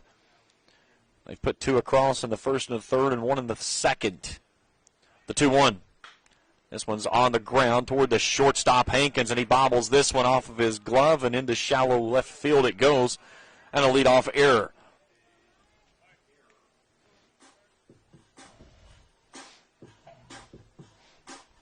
Second error for the Musketeers in the ball game. Number 11, Ryan Atkins. That brings in Ryan Atkins, who's 0 for 1.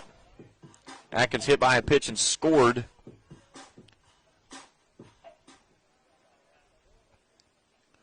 Green will come on to run for the pitcher as a courtesy runner. Atkins struck out to end the second his last time through. Underwood sets, kicks and deals, and this one's a rope on the left side, but a foul ball.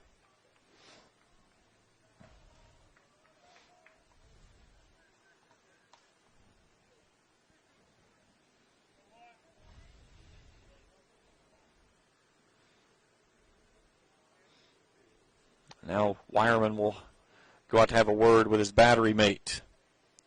Phillies take a 1-0 lead over the Nationals. Middle of 2. All other games currently underway scoreless. Red Sox have them juiced in the bottom of 1 against the Athletics with 2 outs. Trying to answer the win the Athletics pulled off last night. Here's a ball that's on the outside corner for a called strike. 0-2. Filthy location there. Royals grab a 2-0 lead over the Tigers in the top of the second. Trying to bounce back after falling in extras last evening. Here's the 0-2. Swing and a miss. Got him with a filthy slider. That's down and away for the first out of the ball game. Or in the inning, I should say. So 1 out in the 4th. And in comes Jack Heineman. Now playing for the Tomcats, number 23, Jack Heineman. Heineman hit by a pitch in both at-bats. He came out to score in the 3rd. Green over at first, running for the pitcher, Brown. Underwood kicks and deals, and this one swung on and lifts skyward and gets out of play. Just behind the press box. I never did hear it hit the ceiling. Sun finally drops down underneath that big cloud that's just camping out down the left field side. Drenching the field in sunshine once again, except for that shadow that's being cast from the gymnasium and the lights out on the left field side. Here's the 0-1. Swing and a miss to the big lefty who takes a healthy hack and comes up empty. Nice pitch there by Underwood. 0-2. Stevens stands in the on-deck circle, would go next. Green running for the pitcher, Brown over at first. 1 away in the inning, 5-4 Ashland. Heineman steps out and makes a quick adjustment. Now digs back in the left-handed side. Underwood takes a look at first, comes set from the chin. The 0-2 goes upstairs with some high cheese and comes up empty. 1-2.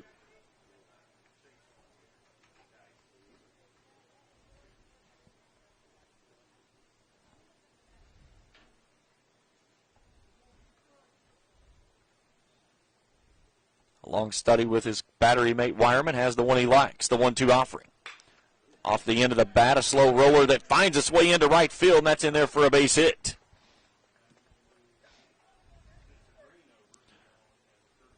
So now the Tomcats have 2 runners on and 1 out, and Asher Stevens coming to the plate. Red Sox take a 1-0 lead over the Athletics. Still in the bottom of the first with the bases loaded, 2 outs. Number 12, Asher Stevens. Asher Stevens, 1 for 2 in the contest. Reached on a fielder's choice in the first, singled and scored in the third. 2 on, 1 out for the Tomcats, up 1. Stevens from the right side. Underwood takes a look at his runners. The pitch. Breaking ball stays up out of the zone for a ball, 1-0.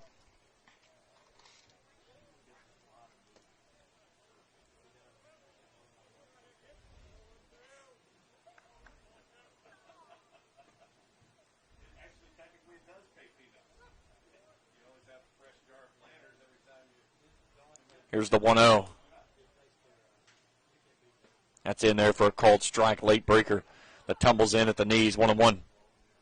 Sawyer Alley stands in the on-deck circle for the Tomcats. Would go next if the inning continues with 2 on and 1 out. Tomcats in front by 1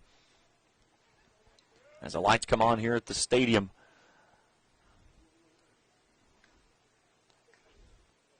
The 1-1. Here's a snap throw back to first base. Nearly got him. But Heineman gets back in there before Kitchen can get the ball and the tag. Ball was down out of the zone, 2-1.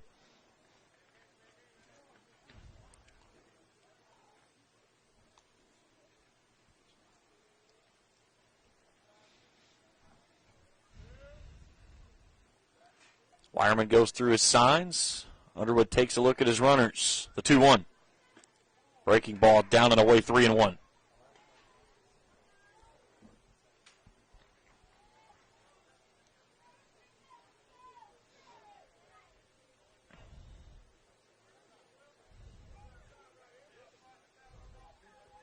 Three balls, 1 strike, 1 out, 2 on.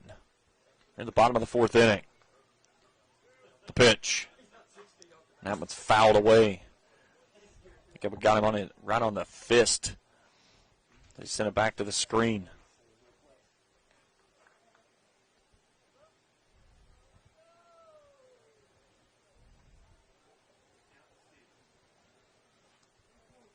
So a payoff pitch for Underwood. He'll take a look at both runners and kick it to the plate. This one's swung on down the left side and a foul ball.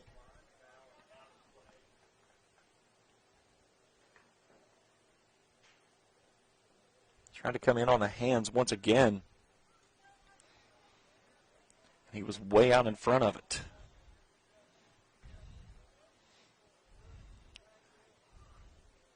Do you trust your curveball? That's the question here. Stevens awaits the payoff pitch. Here it comes. And he goes with it and got him. Beautiful pitch there to get the strikeout and the second out of the inning. And in comes Sawyer Alley, who's 2 for 2. Pair of singles. Sawyer Alley. Now Greenup's defense sets back and looks for a ground ball to get out of the inning and keep this in a 1-run deficit. Alley awaits from the left side. Underwood goes through his signals with Wireman. He'll sling it to the plate. That one gets past the catcher and goes all the way to the backstop. So that moves up both runners. And that looked like that Wireman was completely crossed up on that one.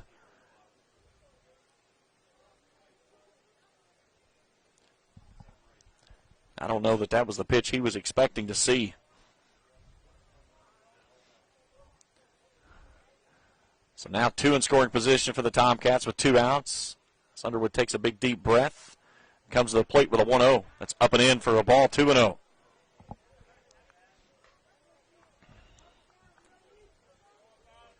First base is unoccupied.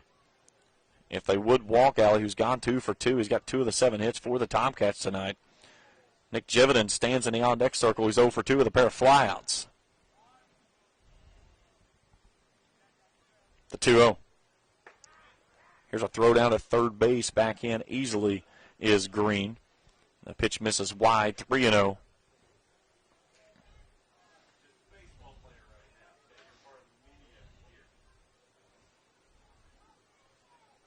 The lefty awaits the 3-0. Here it comes. That's right down Broadway, a called strike, 3-1. Green out at second, running for Brown. Heineman Brown being run for by Green at third. Heineman at second.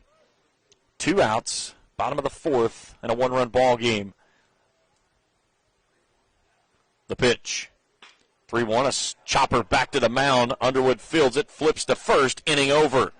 Got the ball he needed to get himself out of the jam, and as Ashland will leave 2. They get a hit, a Greenup County error, no runs. We're through 4, 5-4, Tomcats in front of the Musketeers. Back for more after this on the Coed Sports Network. Experience the plus side of healthcare at Primary Plus. Primary Plus has 7 locations throughout the region, including offices in Ashland, South Shore, Vandsburg, Tollsboro, and Flemingsburg, offering complete care for the entire family, including primary care, pediatrics, women's health, dental, and on-site pharmacies, plus the convenience of evening hours, affordable pricing, and a patient-centered medical team. Primary Plus is always welcoming new patients. Learn more at primaryplus.net. You know, financial security begins at home with home ownership. If you've been putting off looking for a home because you think you can't afford it, you owe it to yourself to check out Members Choice Credit Union. Members Choice Credit Union has programs for first-time home buyers and more to help put you in the home of your dreams. Call, click, or stop by Members Choice Credit Union today. Members Choice Credit Union, NMLS 411945, Equal Housing Lender. Call for additional information. Other restrictions may apply. 5-4 as we move into the top of the 5th inning. Ashland in front of Greenup County. James Carey, happy to have you along with us here tonight. 6, 7, and 8 due up this inning for the Musketeers. Underwood, Logan, and Carroll, the 3 scheduled to appear. We'll check our Coed Sports Trivia question coming up with one out in the top of this inning. It was on this date in Major League Baseball history back in 1966. The first ever game played at Busch Memorial Stadium goes extra innings, and this player hits a 12th inning single to give the Redbirds a 4-3 win over the Braves. Who was he? Back in 1968 on this day, the Mets played their 1,000th game in franchise history, losing to the Chicago Cubs at Wrigley in the first of a twin bill, 4-3. 2 years later at Wrigley Field, Ernie Banks hits his 500th career home run. Number 4, Cohen Underwood. So Cohen Underwood will climb in 0-for-1 tonight. Grounded out his first time through, had a sacrifice fly in that 4-run third. He swings at the first pitch offered, and this one drifts out of play on the right side.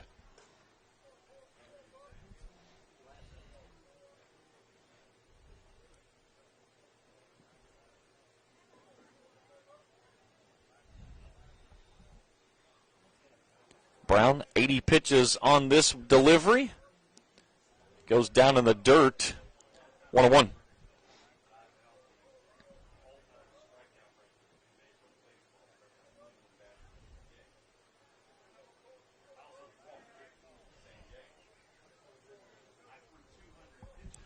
The 1-1. Inside 2-1.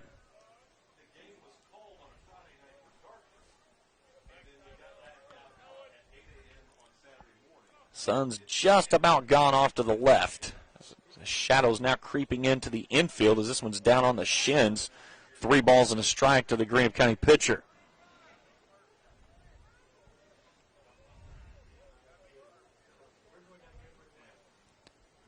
Brown now over 80 pitches. This is 83 on the 3-1 delivery.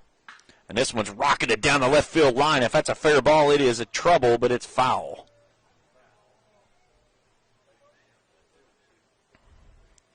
So run the count to a full count. Unfortunately, just a very long strike.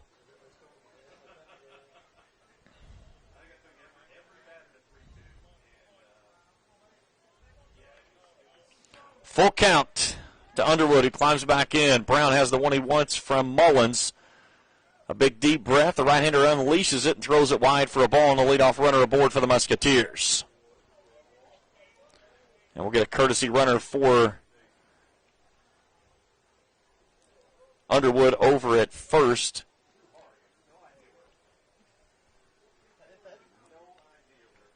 Still waiting for the courtesy runner. Yes, no, maybe? Now batting number 14, Logan Bays. Guess not.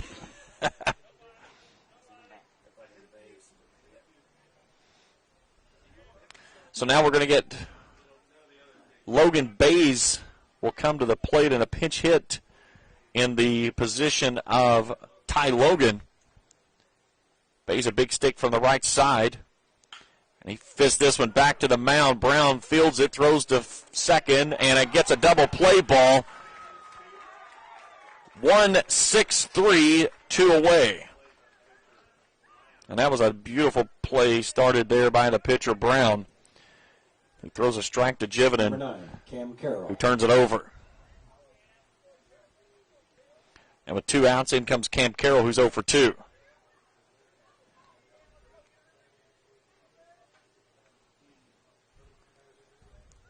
Carroll a strikeout and a fly out in foul territory to the catcher, and he sends this one off the end of the bat for a foul ball.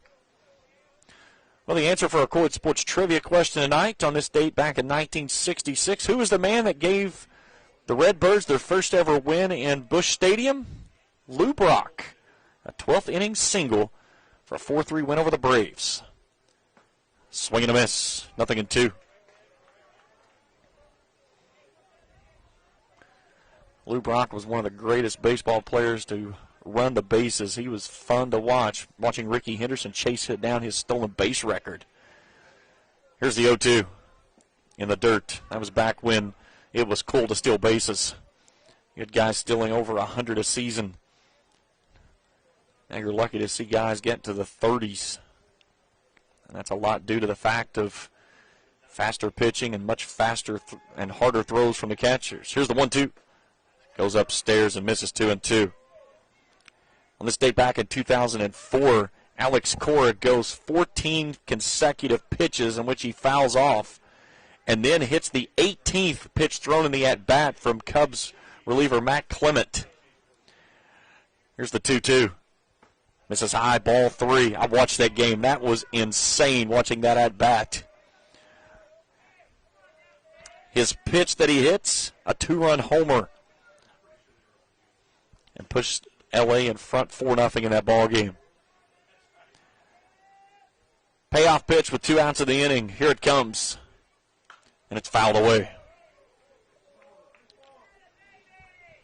Back in 2008, Asdrubal Cabrera takes a unassisted triple play, the 14th in history for Major League Baseball, against the Indians.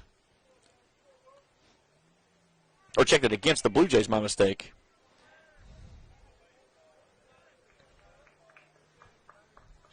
He got a line drive, steps on second, and then goes to third for the tag.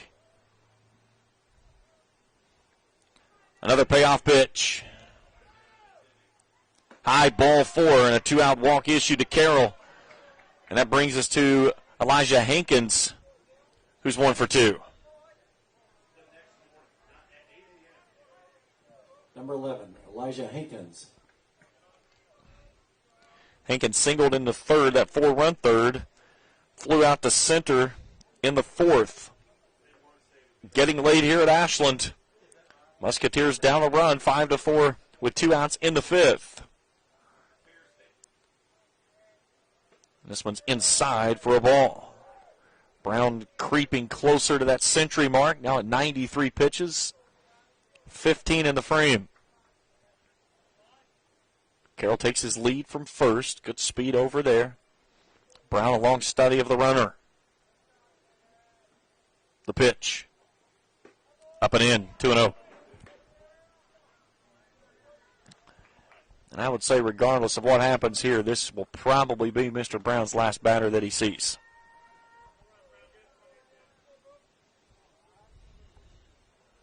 The right-hander waits and deals. That one's on the outside corner at the knees. A called strike 2-1. Nice location there. Strip of shade down the center of the field all the way from the left field foul pole. Batter standing in sunlight. The 2-1. Swung on, shallow right center field. Stevens coming on, makes the grab, and ends the inning. But Greenup County leaves a runner. Time to stretch at the ballpark. Tomcats in front 5-4. Back for more after this on the Coed Sports Network. A lot of folks are paying their bills online. It's safe, accurate, and very convenient. If you would like to know more about banking online, stop by the bank and we can get you going. Cutting-edge technology with a first-name, friendly, hometown, personal touch. First and People's Bank and Trust Company, member FDIC. We are the home office.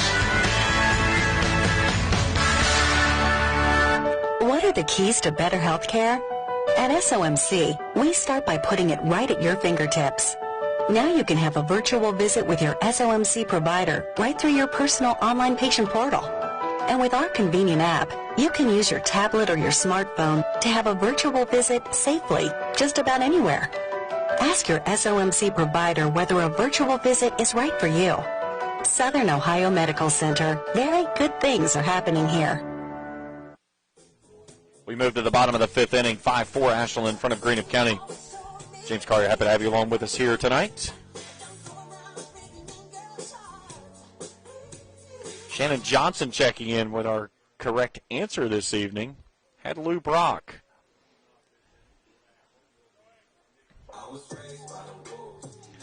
Seven, 8, and 9 do up this inning for the Tomcats. Jeviden, Davis, and Mullins.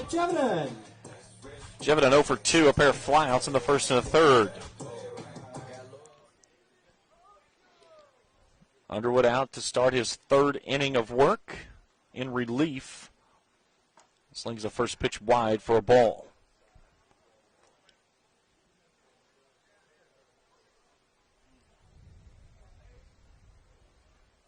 The 1-0. Outside 2-0.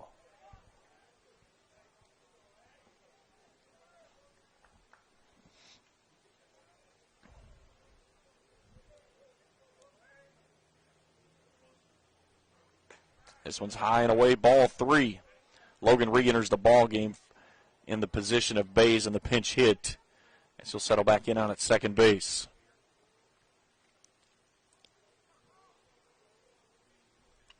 The 3-0 in there, called strike at the knees.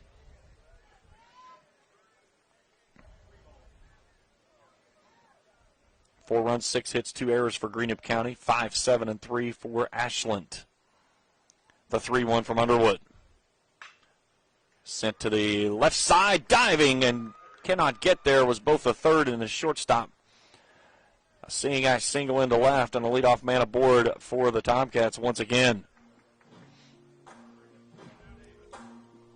8th hit of the ball game. For the Tomcats, Tristan Davis. And Ashland has had the leadoff runner aboard in every inning in some form or fashion. Tristan Davis 1 for 2. Singled and scored in the second, reached on a fielder's choice in the third. Hankins in at the corner at third base. There's a dart to the outside corner, called strike. Ashland singled the runner aboard in the first, second, and here in the fifth. Reached on a hit by pitch in the third and reached on an error in the fourth. Breaking ball, runs down and away, 1-1.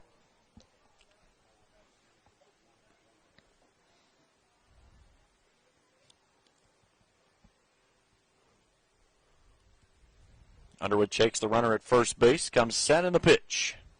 And this one's off the end of the bat, drifting foul and out of play. 1-2.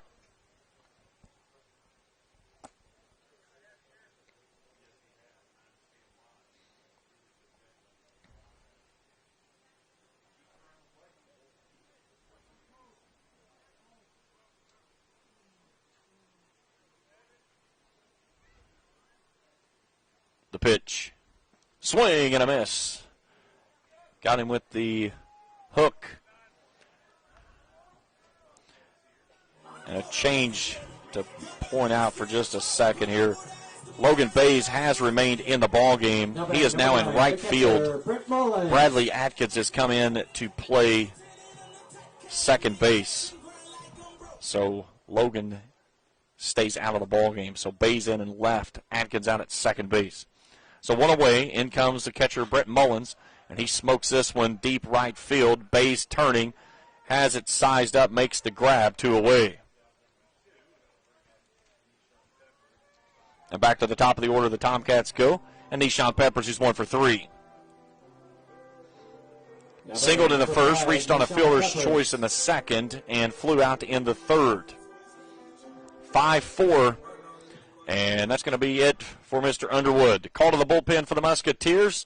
We'll tell you about it when we return in the Cool Hits Sports Network. Tres Hermanos Nunez has such a wide variety of authentic Mexican menu items. Appetizers, nachos, steak, chicken, seafood fajitas, chimichangas, tacos, burritos, quesadillas, molcajetes, vegetarian choices, a kids menu, desserts and salads, all at affordable prices. For budget-pleasing, great-tasting Mexican food, Tres Hermanos Nunez is on your way in Ashland, Greenup, Grayson, Painesville, Canova, South Point, Oliveville, and the newly remodeled interior of the Cannonsburg location, now open. Tres Hermanos Nunez.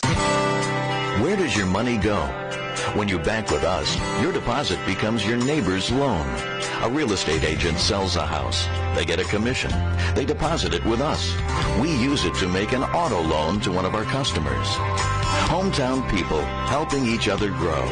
That's what it's all about. First in People's Bank and Trust Company, member FDIC. We are the home office. Call to the bullpen for the Musketeers as the left-handed throwing Brock Kitchen will make his 5th appearance of the season, all in relief. 9 2/3 innings. Comes under the record of 1-0 and a 3.62 ERA. 9 hits, 7 runs, 5 earned. Striking out 10 and walking 7. And he'll go to work on the left-handed swinging Nishan Peppers. So making the change, going lefty on lefty. Jivinen over at first base still belongs to Underwood in a 5-4 ball game in favor of the home Tomcats here in the bottom of 5.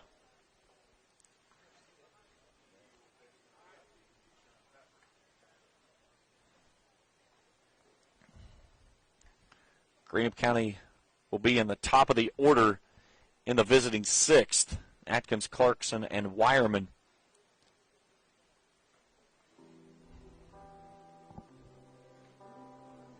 The center fielder, number 5, Deshaun Peppers.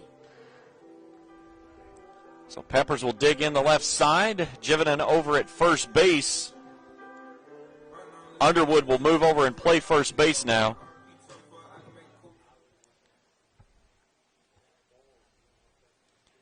And the southpaw of Brock Kitchen comes to the plate with a big hook. That's a wiffle ball, curve ball that's in there for a called strike, 0-1. Bugs Bunny, eat your heart out.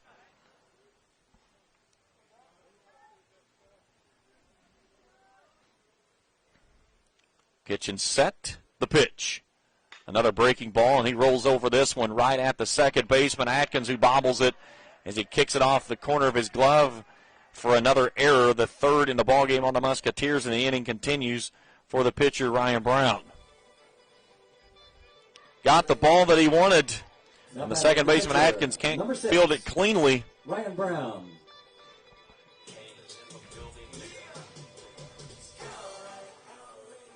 So Ryan Brown steps in. He's reached on 2 of the 3 Greenup County errors in the ball game. He's 0 for 3. Grounded out in the second inning to end for the second out of the inning.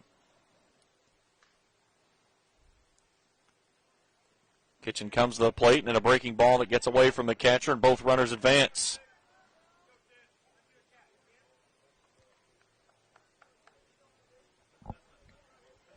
So now 2 runners in scoring position and 2 big insurance run opportunities for the Tomcats. Kitchen awaits the sign from Wireman. Now he has it. He comes set. He'll come to the plate. And a breaking ball that's in there for a called strike.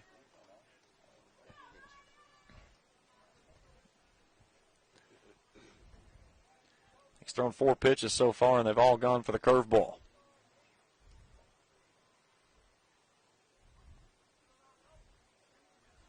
The lefty set the pitch. Gets Brown to offer, but it's a foul ball as he got just enough on it. So count runs to 1 ball and 2 strikes. Let's see if he goes back to the hook again. He's thrown it 4 out of the 5 pitches he's offered so far.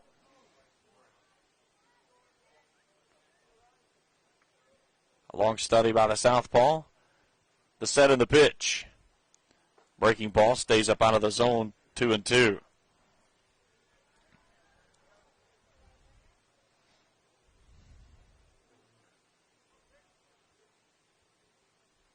2 balls, 2 strikes, 2 outs, 2 on. 5-4 Ashland here in the bottom of 5. The pitch. Breaking ball outside corner, called strike 3. Snuck that one in. Brown turns and has a word with home plate umpire Mike Sammons as he heads off to the dugout to end the frame. Tomcats leave 2. We're through 5. 5-4 your score. Back for more after this on the Kuwait Sports Network. Oh no, when that happens, bring your vehicle to Monroe Collision, where owner Kevin Monroe will discuss how best to repair your damage. Let Kevin tell you about their pre-work process and how Monroe Collision will work with your insurance company directly to get you back into your vehicle much sooner. Kevin makes it easy to do because he cares about you and will get you back on the road happy and with a lifetime warranty. Stop by their convenient locations, Portsmouth, Jackson, Chillicothe, or Ashland. Frame and collision. Our work says it all. With 48,000 square feet of showroom, Manning Furniture is filled with unbelievable savings with sofas as low as $299 and up. Shop from home. Go online to ManningFurnitureKY.com. Look under brands. Call Manning for pricing. Place special orders through Manning and get 10% off. Voted best store to buy furniture. Manning Furniture is open 10 to 6 Monday through Saturday and Sundays 1 to 4. Located at 1601 U.S. Route 60, just 10 miles west of Ashland. Call 606-928-5308. Call to the bullpen for the Tomcats as Sawyer Alley will come in relief. His 6th appearance, all in relief work. 10 in the 3rd innings. He's got a 1-0 record with a 4.74 ERA. He's allowed 11 hits, 8 runs, 7 earned, striking out 9 and walking 7. Brown will go in at shortstop. Trying to see if Jeviden's going to move over to third base in place of Brewer, who is now off to the side, throwing with a left fielder. Top of the order due up this inning for the Musketeers, Atkins, Clarkson, and Wireman, the 3 to appear. Ashland will be in the meat of its order in the home 6th, 3, 4, and 5. And what they hope to be the final time they need the bats tonight. Bradley Atkins. So Bradley Atkins will step in. Atkins 0 for 2 tonight. A fly out in the 1st, walked and scored in the 3rd, and reached on an error in the 4th. The big right-hander of Sawyer Alley kicks and deals and throws this one on the outside corner at the knees. A called strike, 0-1.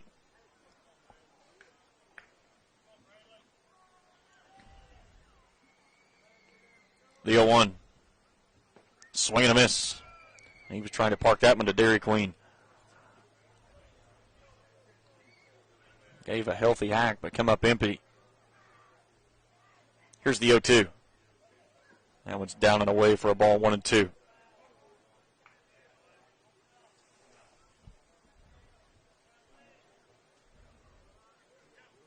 Just the slightest bit of sunshine still getting its way onto the field, about to dive in behind the houses. Here's the 1-2 pitch. Runs way off the outside corner, 2-2.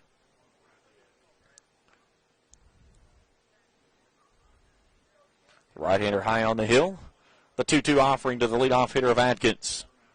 And this one's smoked deep right, left center field. Peppers back at the track, and it's up against the wall.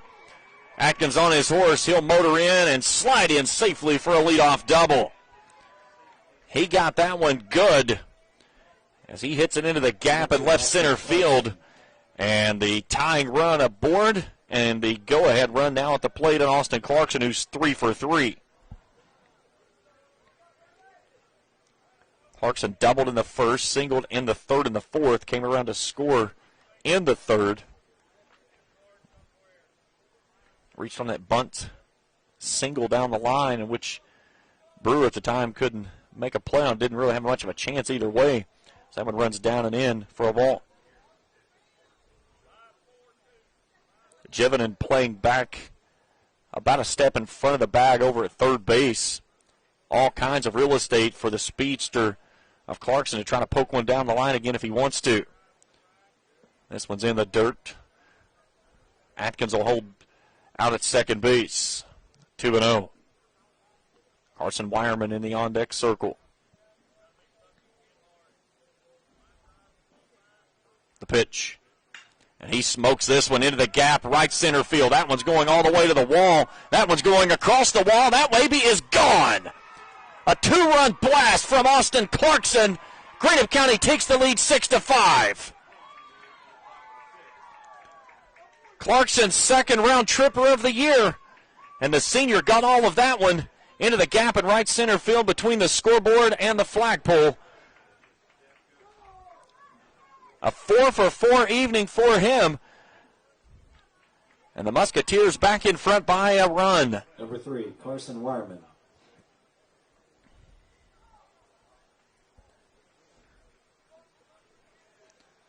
So it brings in Carson Wireman, who's 2 for 3.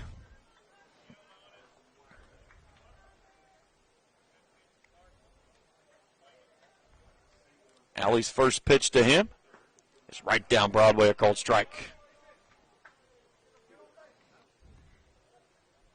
6-5 Greenup now. The 0-1. Breaking ball stays up out of the zone 1-1. Rockies lead the Padres 2-1 in the third. Phillies in front of the Nationals 1-0 in the fourth. Here's the 1-1. This ball is hammered left side. If it's fair, it's gone. It's up in the corner just in front of the wall. Wireman motors into second base. And a double for him.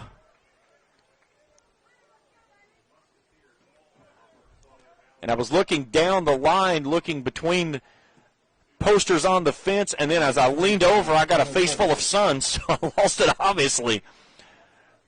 But it was bounced off the fence as he just about got that one out of here for back-to-back shots.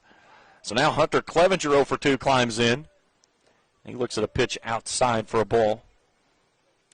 Tigers have tied the Royals at 2 in the bottom of 3. Athletics and Red Sox knotted at 1 in the top of 3.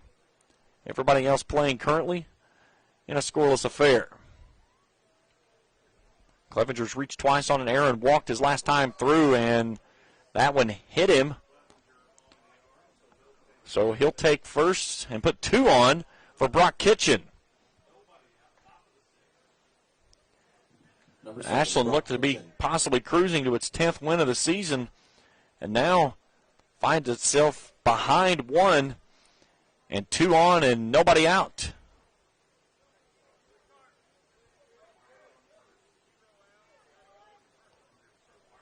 Wireman at second, Clevenger over at first. Brock Kitchen 0 for 2 climbs in. Struck out looking in the first, walked in the third, flew out to end the fourth. This one's inside for a ball.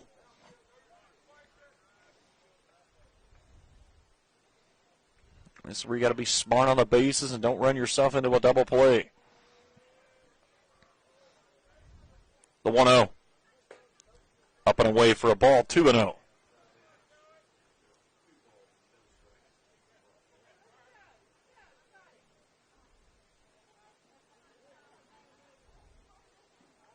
The pitch.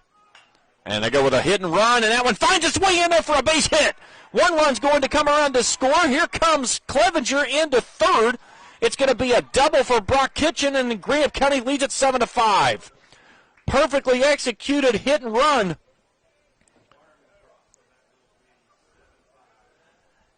And there's 2 in scoring position with nobody out.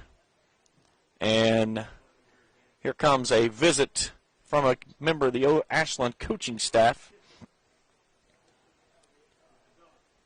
And we're going to have a call to the bullpen for Ashland. Nishan Peppers headed in. We'll tell you about it when we return on the Kuwait Sports Network. Since 1956, Sperry Auto Parts has served the tri-state with used late-model foreign and domestic auto parts. Sperry Auto Parts stays in touch with dealers nationwide through their hotline service for parts and late-model repairable cars, trucks, and SUVs, specializing in Jeep, Chrysler, and GM. Sperry's provides a 30-day warranty on engines and transmissions. They also have a computerized inventory, making for quicker and better service. See the winning team at Sperry Auto Parts, Route 8 in South Portsmouth, Kentucky, across from the Carl Perkins Bridge. Experience the plus side of healthcare at Primary Plus. Primary Plus has 7 locations throughout the region, including offices in Ashland, South Shore, Vandsburg, Tollsboro, and Flemingsburg. offering complete care for the entire family, including primary care, pediatrics, women's health, dental, and on-site pharmacies, plus the convenience of evening hours, affordable pricing, and a patient-centered medical team. Primary Plus is always welcoming new patients. Learn more at primaryplus.net. Call the bullpen for the Tomcats as Nishan Peppers will come on to throw. This will be his 6th appearance this season. He's worked 2 of those in relief. 14 2/3 innings. Has a 1-0 record with a 9.07 ERA.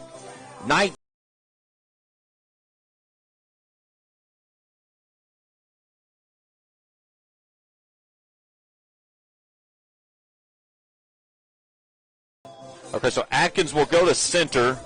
Alley will go to first base on the defensive position changes. Still nobody out here in the 6th as Greenup County has pushed across 3, 2 of those on a long ball from Austin Clarkson. And then 2 doubles in the inning by Wireman and Kitchen. And Greenup County has taken a 2-run lead, 7-5, and now the infield comes in with nobody out here in the 6th for Cohen Underwood, who's 0 for 1. The southpaw kicks and deals and lets this one fly high and wide for a ball. Underwood grounded out in the 2nd inning, had a sac fly in the 3rd, and then walked in the 5th.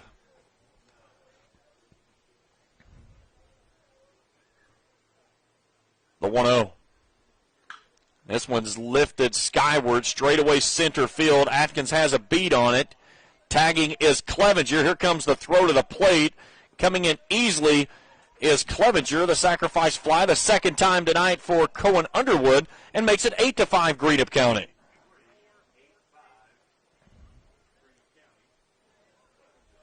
And both times that Number 54. Underwood has had sac flies, he's hit it to that part of the park. Straightaway center field and deep. Kitchen did not tag on the throw. We're going to get a pinch hitter of Dakota Toole that'll step in the position of Logan Bays. Peppers set. The pitch. Breaking ball hit over toward the 2nd baseman. Davis fields it for the 2nd out of the inning. So 2 down in the 6th. Number 9. And in comes Cam Carroll 0 for 2. Carroll struck out in the 2nd, flew out in foul territory in the 3rd. Both of those ended the inning, and then walked in the 5th. Kitchen with a healthy lead out at 2nd base, and this one runs in and hits him. Was squaring to bunt, and then had to turn and take it in the backside. So that brings in the 9-hole of Elijah Hankins, who's 1 for 3. Singled and scored in the 3rd, and a pair of flyouts in the 4th and the 5th. Elijah Hinkins. Now Evan Young wants to come out and have a word regarding whether he had the bat pulled back when he took the pitch. And obviously whatever he heard from home plate umpire Mike Sammons, he was perfectly content with it as he very quickly back to the 3rd base dugout. Bradley Atkins, he's halfway up the line over in the on-deck plate. He's ready to go hit. So Pepper's trying to work himself out. In relief here. Already 4 across and a 3-run lead now for the Musketeers. And Pepper's trying to close the door and stop the bleeding. His first pitch misses down and away for a ball. Hankins awaits. Peppers comes to the plate. Runner going. They'll drop down the bunt, and it's a foul ball. 1-1. Trying to go with a little bunt run with 2 outs. I like it. Got to get it in fair territory, though. That's the only downside. 10 hits in the ball game for the Musketeers. They turned that into 8 runs. 4 of those in the 3rd, 4 more here in the 6th. The 1-1. High for a ball. 2-1. Ashland will come to the plate with 3, 4, and 5 hitters in the bottom of the 6th inning.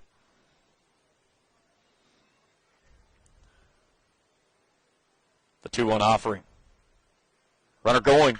And this one's off the end of the bat. Drifting back is Brown. Can he get there? He'll make a basket catch Willie May style. Nice grab there by Ryan Brown, who just saved a run to end the inning. But the damage is done. Greenup pushes across 4 runs on 4 hits. They leave a runner. We go to the bottom of 6. 8-5 Musketeers. Back for more after this on the Co-Ed Sports Network. Hello, I'm Michael Bowling, Senior Vice President of Kentucky Farmers Bank. When you do business with Kentucky Farmers Bank, you're making an investment in your community. Your money stays local, we never sell your loan, and in turn, we invest in local families, churches, schools, and charities. We believe in our community, and that's why we are the better bank for loans. Kentucky Farmers Bank, the better bank for loans since 1931. Located in Ashland, Summit, and Catlettsburg. KentuckyFarmersBank.com, member FDIC, an equal housing lender. Quality Marathon gasoline, great monthly specials on snacks and beverages, and fantastic service. Those are the qualities of Clark's Pump and Shops. You'll find a Clark's Pump and Shop near you in the Bluegrass State and beyond. And Rick and Brent Clark want you to know that they take pride in giving you the best prices and service, and they thank you for your patronage. Clark's Pump and Shops are a division of the John W. Clark Oil Company. Clark's Pump and Shops. Return, refresh, refuel.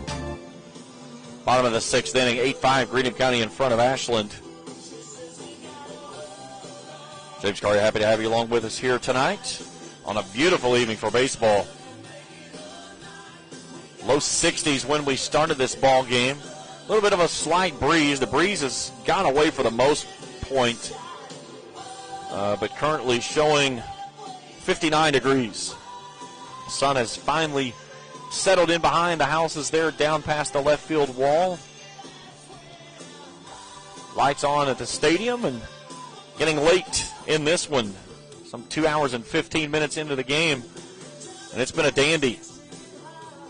Ashland led this one 3-0 through 2. Greenup County answered with 4 in the 3rd. Ashland took 2 more in the 3rd. That made it 5-4 through that mark. And then the Musketeers bats go off in the 6th inning with 4 big ones, including 2 off the bat of Austin Clarkson, with a 2-run shot to right center field. And they lead this one by 3 in the 6th. 3, 4, and 5 due up as Ryan Atkins will go to work, and he'll look at a breaking ball that's in the dirt. Usually your pitchers are the ones that's going to need the ice tonight. Carson Wireman's going to need a full ice bath. He's been a battering ram tonight. Here's the 1-0. That one kicks past the catcher's mitt and past Mike Sammons and all the way to the backstop. Astros take a 1-0 lead over the Angels, bottom of the 1st, on a Jose Altuve home run. 2-0. This one swung on and lifted skyward, not a play on the right side. Wonder if he had a buzz on his chest when he hit that home run. Funny story about the Astros. It was down in spring training. One of the teams they were playing, one of the security guards, every time that the Astros batter, Jose Altuve, would come to the plate, here's a breaking ball that's hammered through the whole right side, and that's in there for a base hit. So Ashland has had the leadoff runner aboard in every inning to start the ball game. Quick defensive adjustment. Dakota Toole is now over at first base. Cohen Underwood is out in right field. But going back to the story on the Astros, the security guard, every time Altuve would come to the plate, would stand up and start pounding on a trash can, signifying the way the Astros were supposedly stealing signs and signaling in to the hitters. As soon as Altuve would be retired, he would go sit back down on his stoop and wait for him to come back through again. You can't make this stuff up. First pitch down in the dirt. Wireman knocks this one down and keeps the runner over at first base.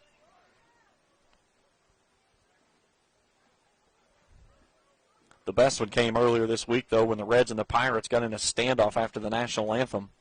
5 minutes the players stayed on the field, refusing to give up any ground. 1-0. Breaking ball, that's in there for a called strike.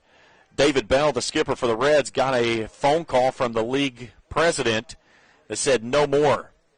So apparently in Major League Baseball, you can flex, you can scream and yell, and that's a dead ball, and Heineman's going to be hit by a pitch for the third time this evening. The hat trick, not the way you like to get it. But, yeah, the Reds and the Pirates, they were told no more of that antics. Number 12 for the Tomcats, Asher Stevens. My good friend Greg Gibson actually had that happen to him in a ball game. I believe it was a playoff game in which two guys would not leave the field. And he's finally like, can we please get this game underway? So Asher Stevens steps in, 1 for 3, represents the tying run with 2 on and nobody out. This is a breaking ball that gets away from the catcher, and both runners will move.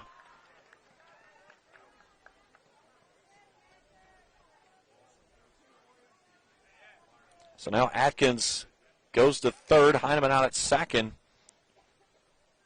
And nobody out here in the 6th. Greenup County stakes itself a 3-run lead. But Kitchen has struggled to find the zone.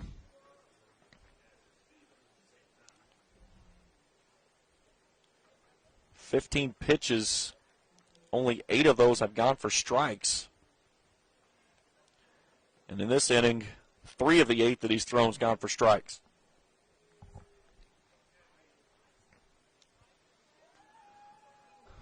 So the infield stays back, except for Toole, who will come in tight. Now he'll back up. The pitch. That one's down and in, ball 2.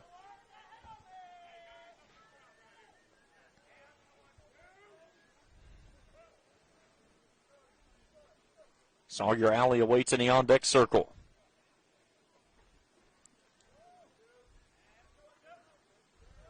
The 2-0. Swung on, chopper out towards short. Carroll Fields throws in time, gets the out, but that brings home the run and makes it 8-6.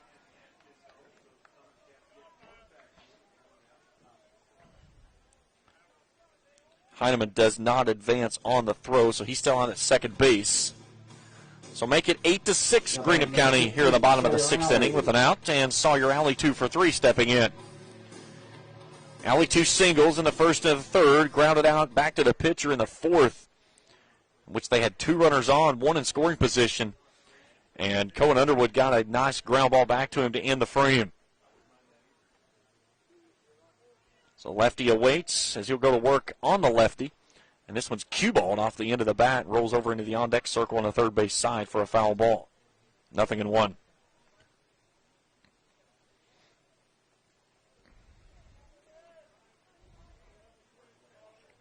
Twins lead the White Sox now 1-0, bottom of the 1st, up in Chicago. Rockies in front of the Padres 2-1 in the second game of the Twin Bill today. This one's in the dirt. 1-1. Padres took the earlier game today, 5-3. Mets beat the Orioles 7-1. Reds over the Pirates 5-1-10.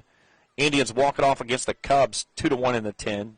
And it was 5-3 Padres in the first game of the Twin Bill against Colorado. Phillies in front of the Nationals 1-0 in the 5th. Here's the 1-1. Breaking ball off the end of the bat right at the second baseman. Atkins Fields throws 2 away. That will move the runner to third. So now the tying run comes to the plate in Nick Jividen, who's 1 for 3. Greenup County will combat the 7th with the top of the order of Hankins, Clarkson, and Wireman.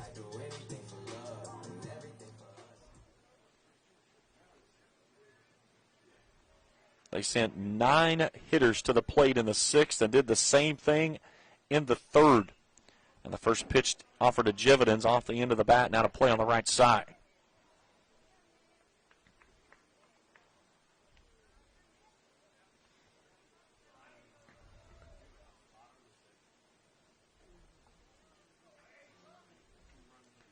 Kitchen set, the pitch. Breaking ball fisted toward the first base side. Toole scoops, flips, and does he get him in time? He does. The flip to Kitchen, who fields it. And Dakota Toole with a nice scoop and a flip to Brock Kitchen, who fills the position. to end the inning. Nice play there by both. So Ashland gets a run, a hit, they leave a runner. We go to the 7th in an 8-6 ball game favoring the visiting Musketeers. Back for more after this on the Co-Ed Sports Network.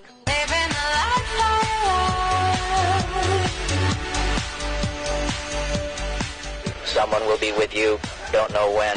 Don't hold your breath, but keep waiting. You don't have anything better to do. You know, at First and People's Bank, you don't have to wait for an answer. The decision makers are at the bank, and the friendly tellers are always ready to wait on you.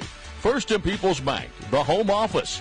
Member Equal Housing Lender, FDIC. If you're looking for a complete discount pharmacy with old-fashioned service and excellent prices, then you're looking for Stultz Pharmacy.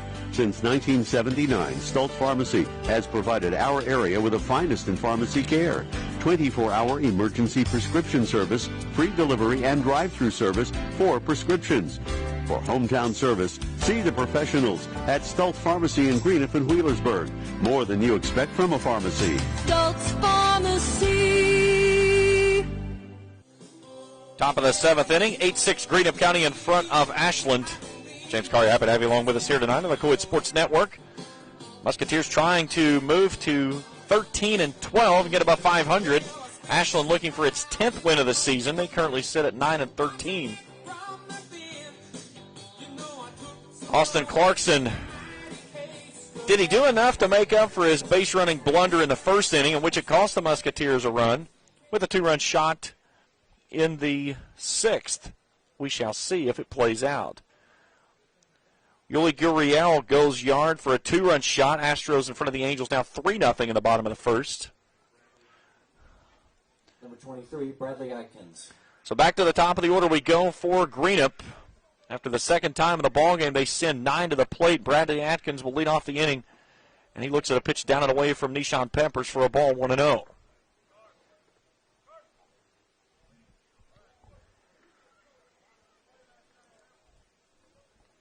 The 1-0. This ball's rocketed into the gap. Coming over is Atkins. That one finds its way down and all the way to the wall. Atkins motors in with a leadoff double, his second of the ball game. Back-to-back doubles to lead off the 6th and now the 7th. Number 2. And the bat's coming to life for the Musketeers. 11 hits now in the ball game. And that brings in Austin Clarkson, who is 4 for 4 tonight. A double, 2 singles, and a home run. He needs a triple for the cycle. And he's not going to get a chance. He's going to get the free pass. So the intentional walk, I'll give him a hard time about that one tomorrow at school. That may be the first time that kid's ever been intentionally walked.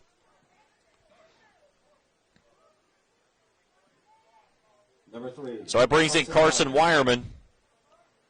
Wireman 3 for 4 this evening. 2 singles and a double. He scored a pair.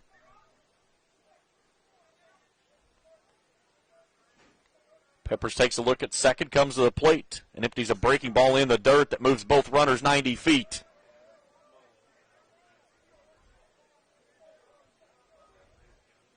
And that should have to bring the infield in, and there they come.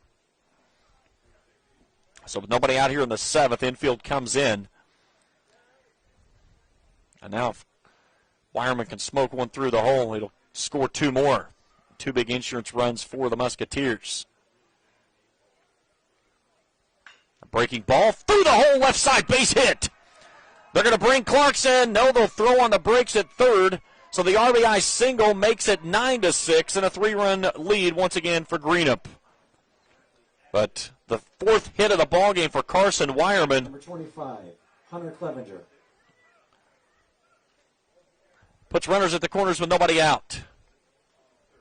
And I believe we're going to get a pinch runner for Wireman because he's going to go loosen up. He's going to throw in the bottom of the 7th.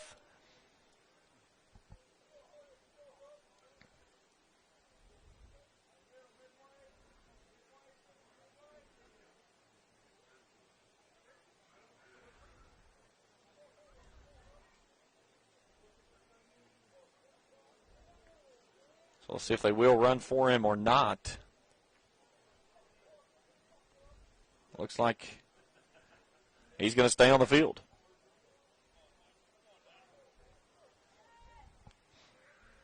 All right, so Hunter Clevenger 0 for 2.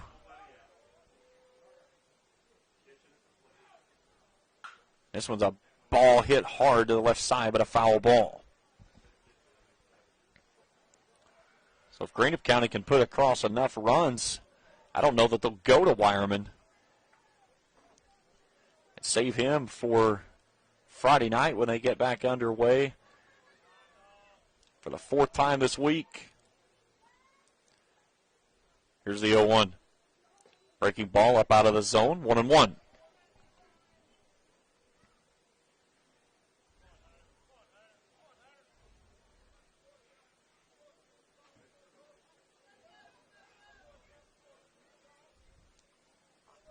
The 1-1. Runner going. They'll throw it toward the shortstop. Nothing happening over at third. So Wireman takes second base. And now there's 2 in scoring position. And once again, infield will come in. 4 in the 3rd, 4 more in the 6th, 1 already here in the 7th for the Musketeers. They lead it by 3. Matches their largest deficit of the night. Here's the 2-1. Swung on, lifted skyward. That one will get out of play behind the press box to the right side.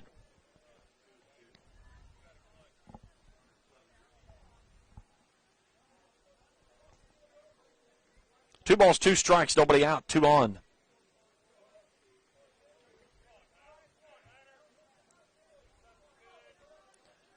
The pitch. Swing and a miss on a big breaking ball down and in for the first out of the inning.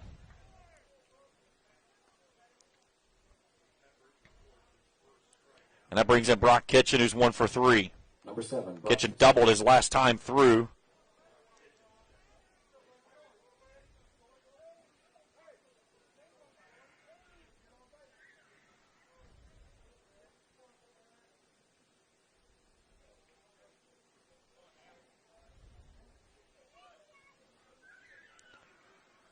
So the lefty versus lefty. That one's in the dirt. That one kicks past the catcher. Here comes the runner. Clarkson comes in and slides in safely. And the Musketeers in front now by 4.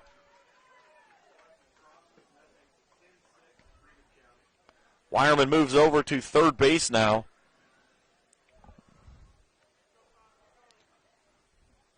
So the largest lead of the ballgame now for Greenup at 4 runs. They've pushed 2 across here in the 7th. And they lead at 10-6. Peppers from the belt. This one's upstairs 2-0.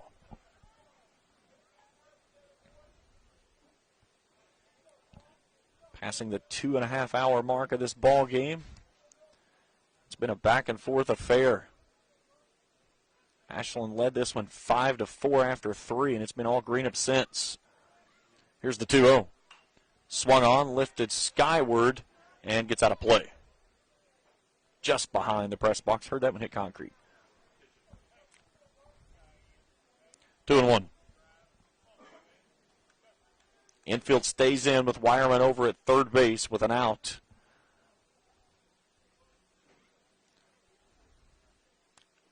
Peppers comes set. The southpaw kicks and deals.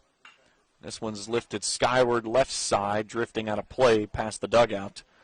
It'll go to a 2-2 count. 10-12-3 for Greenup County, 6-9-3 for Ashland. In the home 7th, it'll be 8-9 in the top, due up for the Tomcats. Trailing by at least 4. Here's the 2-2 to Kitchen. That one's in the dirt. Nice job there by Mullins again to keep that ball in front of him and keep the runner over at third base of Wireman right where he stands. And it runs the count to a full count to Kitchen.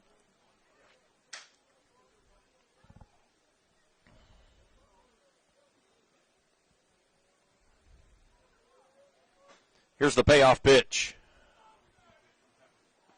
Outside corner, called strike 3. Second time in the ballgame, Kitchen's been caught looking, and there's 2 away in the inning. And that brings in Cohen Underwood, who's 0 for 1 this evening. A pair of sacrifice flies in the third and the sixth, walked in the fifth, and then grounded out to open the second.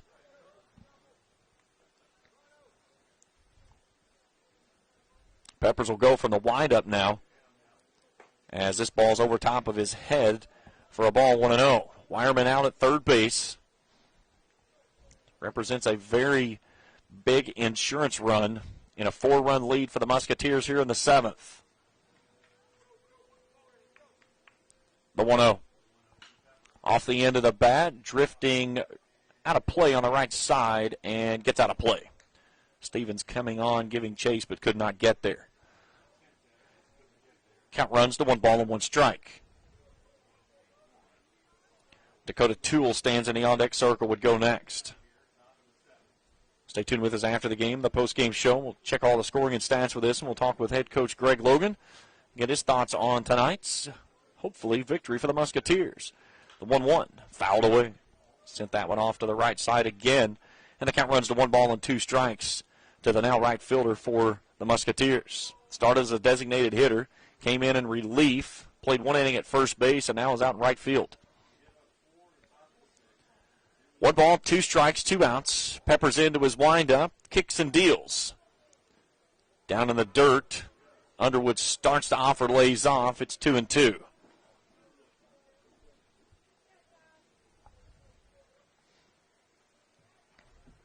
Two's wild across the board. The southpaw peeks across the top of the glove. A head nod to the plate he comes. That one's high, ball 3, and it's a full count.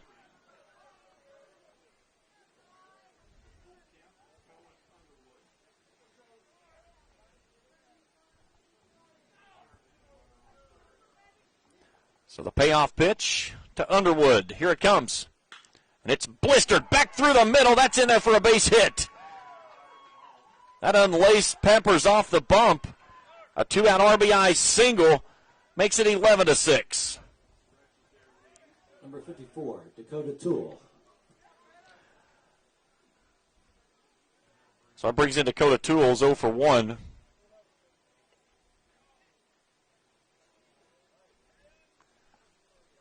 Toole lined out to the second baseman, his only time through tonight. And now Greg Logan wants to have a word with him down the line.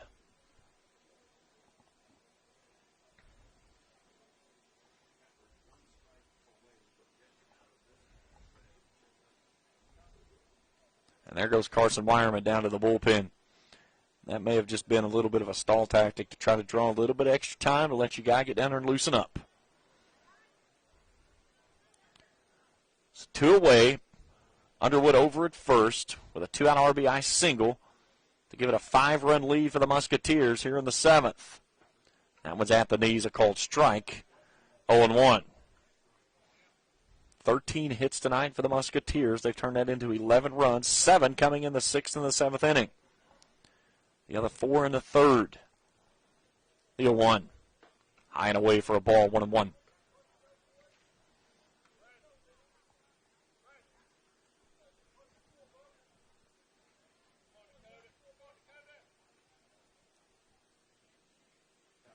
The 1-1.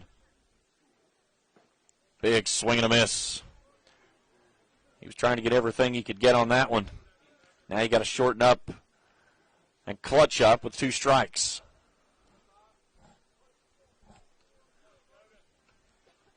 Toole stands in the right-handed side, close stance. Peppers comes set, takes a look at first, comes to the plate. This one's rocketed through the whole left side, base hit.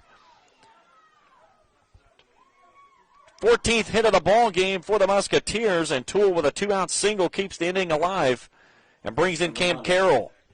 Cam Carroll. Carroll 0 for 2, struck out and flew out in the 2nd and 3rd, and then has walked and hit by a pitch in the 5th and the 6th.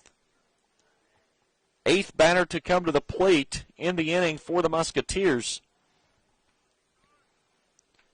They've pushed across 3 already. They've got 2 on with 2 outs. Carroll waits from the right side. He sends this one deep left center field. Turning and running is Heineman. He's not going to get there as that one hops up to the wall. 1 run will come in to score. He's in with a 2-out RBI double. Makes it 12-6 Greenup County. Toole holds up at third, and that brings in the 9th batter of the inning for the 3rd time in the game, twice in back-to-back innings of Elijah Hankins, who's 1 for 4.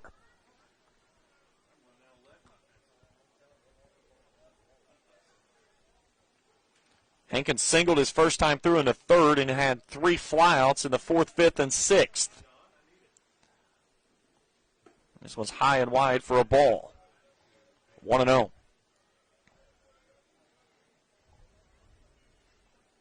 12-6 Greenup after 4 in the 3rd, 4 in the 6th, and 4 more here in the 7th.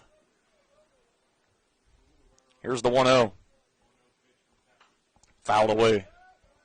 1-1. Bradley Atkins stands in the on-deck circle. Would love to have another hack. His last 2 times through have gone for doubles. The 1-1. Here's a slow chopper out toward the shortstop. Brown can't field it cleanly, and everybody's safe, and another run across. Make it 13-6.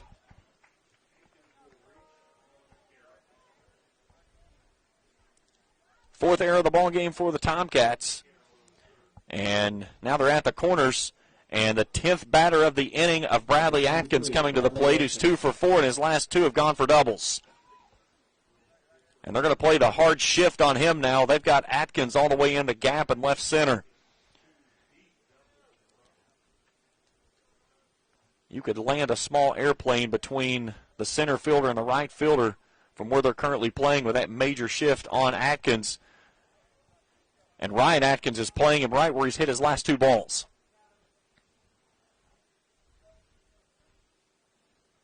Now they'll step and throw to first base. Diving back in easily is Hankins.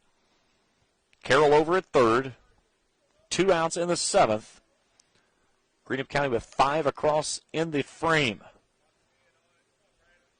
The pitch. That one's down in the dirt. Hankins will move up on the ball in the dirt.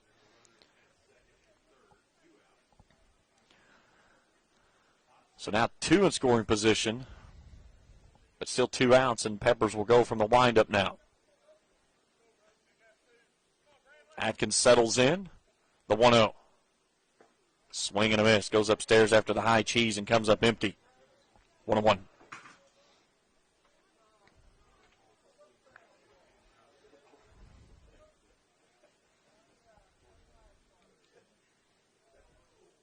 The 1-1. Downstairs 2-1.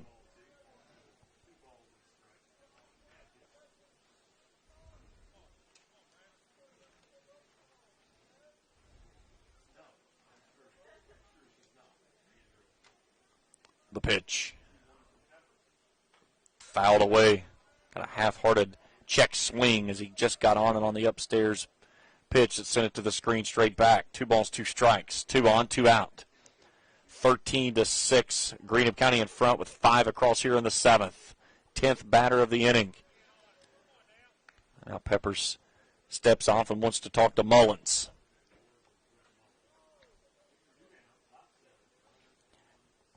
I would go right back upstairs. He fanned one and then kind of got him second-guessing him on the pitch the last time when he fouled it off. I'd go right back up there. Here it comes. And he goes with a breaking ball that he fouls straight back.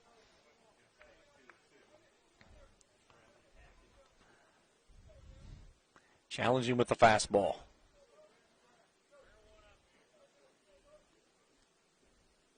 Here's the 2-2. Spikes this one in the dirt, 3-2. Austin Clarkson stands in the on-deck circle. He was intentionally walked last time through and hit a home run the last time before that. Here's the payoff pitch. High upstairs and misses, ball 4, and they're full for Clarkson.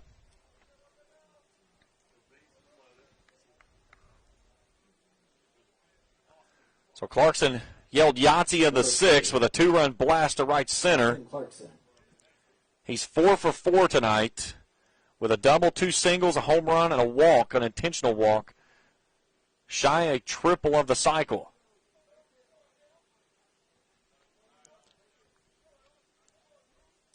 Peppers into his motion. He sends this one straight up in the air. Coming on and making the catch will be Mullins in foul territory, and that will end the inning.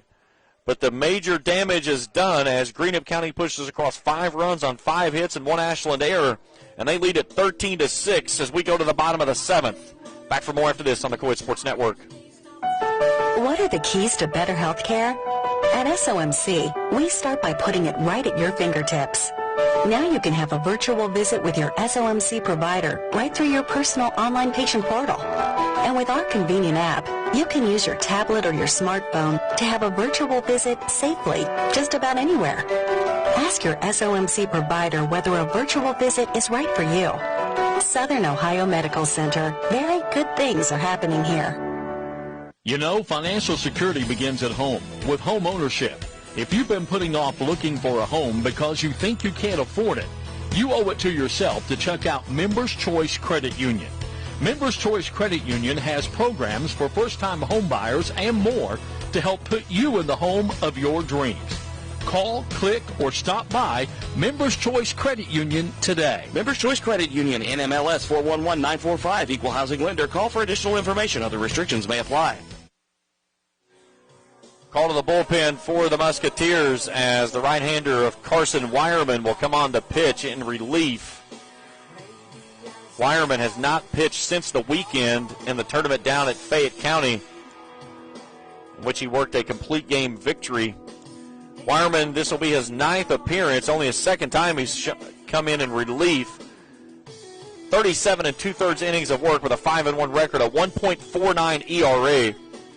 26 hits, 16 runs, 8 earned. He struck out 50 and walked only 14.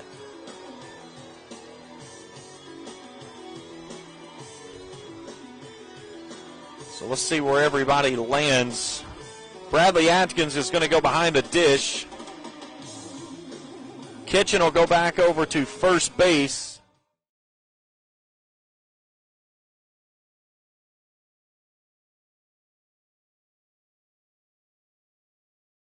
Toole is going to go into, no, let's see, that's still Underwood out. Trying to see who come into second base now. I believe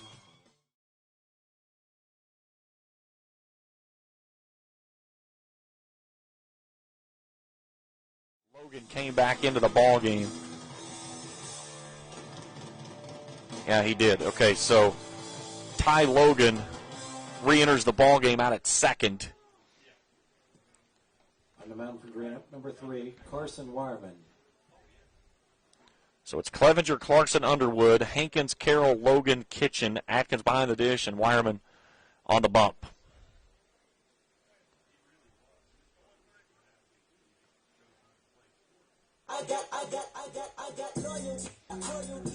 Seven, 8, and 9 due up this inning for Ashland.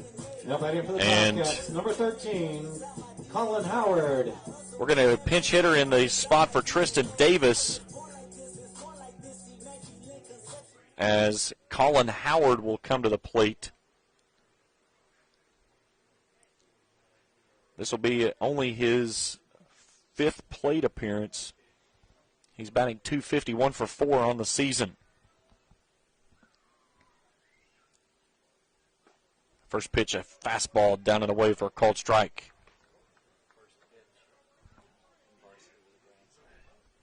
Was told his first pitch in varsity was a grand slam. Yeah, he's 1 hit, a home run, and 4 RBI. That's hard to match that.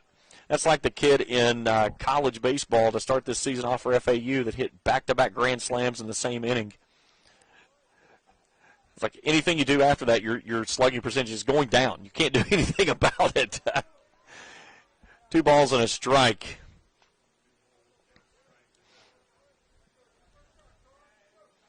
Wireman, the crafty righty with a lot of pump on a fastball. 2-1, low ball 3. And Ashland is 1 pitch away from putting the leadoff man aboard on every single inning here tonight. Here's the 3-1. That's a fastball in the outside corner, 3-2 that catches the edge. That's a Greg Maddox pitch. Nibble on the outside corner till you find where it bites. Here's the 3-2 pitch. That's down and away. And Ashland has put the leadoff runner aboard every inning tonight.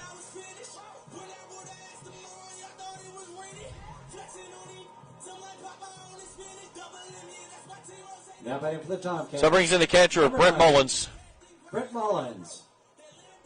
One mistake I had just a moment ago. I said 7, 8, 9. Actually 8, 9 in the top. So Howard was pinch hitting in the 8 hole. So Mullins steps in 1 for 2.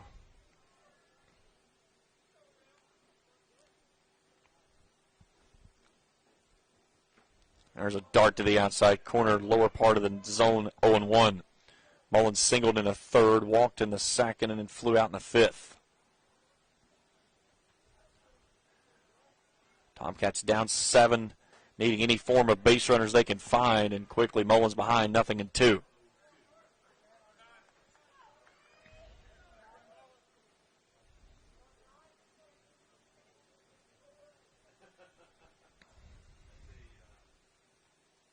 The pitch in the dirt, smothered by Atkins, 1-2. Nishan Pepper stands in the on-deck circle.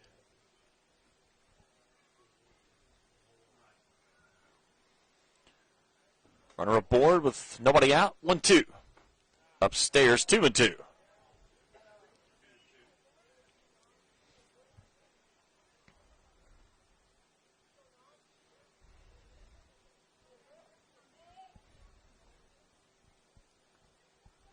The 2-2. Outside corner called strike 3.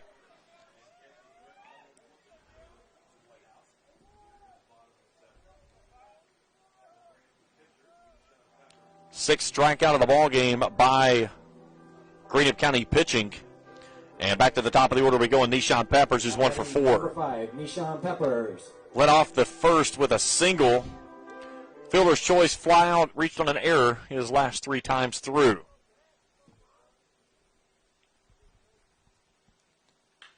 He sends this one off the end of the bat for a foul ball on the left side. Nightfall has arrived, and beautiful sunset that we had off to the left side. Now just a little bit of a glow out of that left center field gap. Lights gleaming on the grass here. That one's inside for a ball, 1-1. We are barreling down on a 3-hour ball game. Peppers patiently awaiting as Atkins checks the wristband. Fireman checks his runner over at first, comes to the plate. That one's in there, inside corner, 1-2. Peppers kind of diving back off the plate, but was right in on the knees.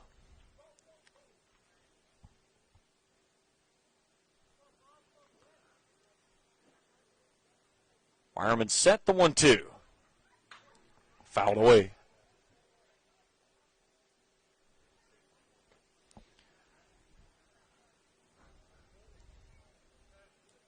Howard over at first after the leadoff walk.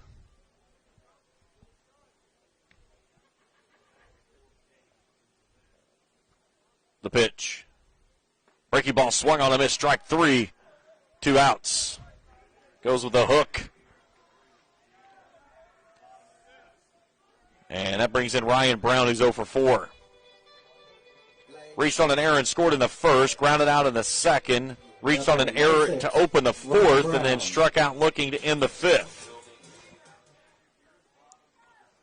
Wyman trying to slam the door and pick up the 13th win of the season to move Greenup County 1 game above 500, and the first pitch is a breaking ball that's in there for a called strike.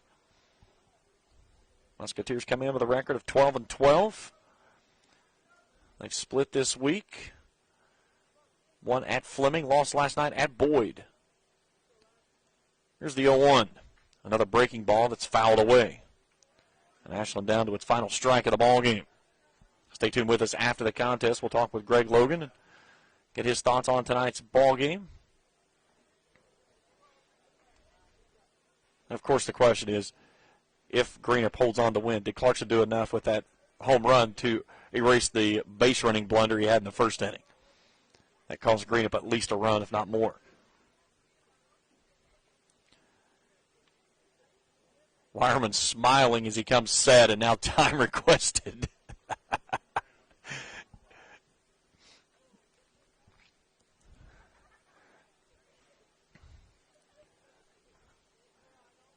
Wireman set, the 0-2. Fastball fouled away. Count holds at no balls and 2 strikes. Athletics has pulled in front of the Red Sox 3-1. Tigers now in front of the Royals 4-2. Rockies out in front of the Padres 2-1. Phillies still in front of the Nationals 1-0. Blue Jays and Braves even at 1. Astros in front of the Angels 3-0. White Sox lead the Twins 4-1. Cardinals and Brewers, Yankees and Rays scoreless. 13-6 here in favor of the visiting Musketeers, and an 0-2 count to Ryan Brown. Here's the pitch. Fouled away.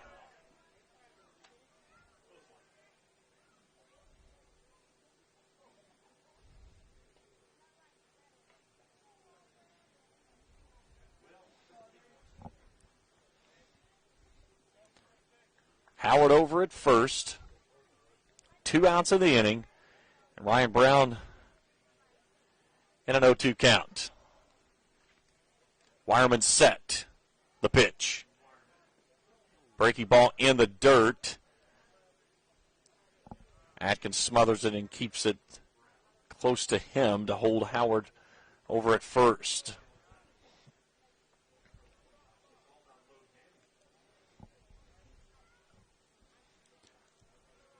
Wireman, a long study of the signals from Atkins. Comes set from the chest, the 1-2. Misses wide. Atkins trying to pull that one in. You couldn't get that one in Little League. Can't yank it in that far. 2 balls, 2 strikes, 2 outs. Bottom of the 7th inning. The pitch. Fouled away again. Great at bat here from Ryan Brown.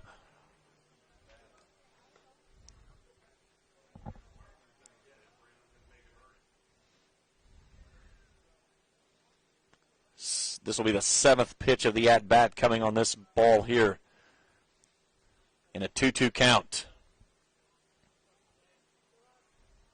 Here it comes. And it's hit back up the middle, a slow roller into center field for a base hit.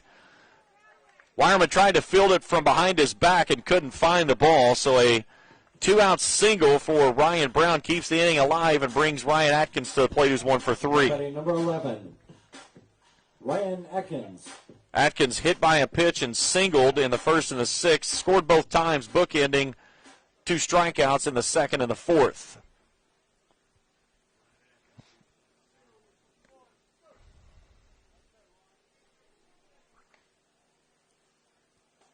First pitch misses wide for a ball.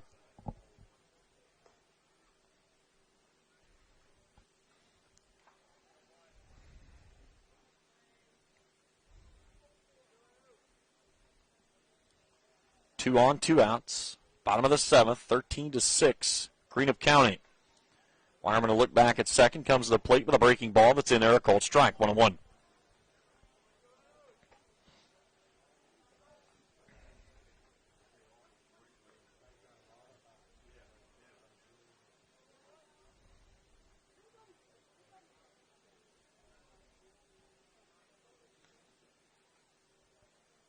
The 1-1. Another breaking ball that Atkins comes up empty on. 1-2. I would throw it again.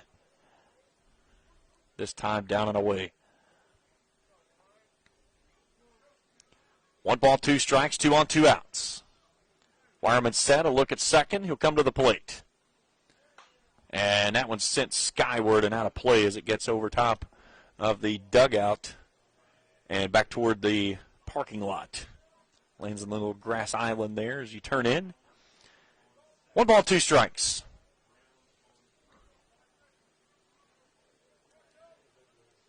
Wireman set. The 1-2. Fastball swung out of this, strike 3, and that'll end the ball game.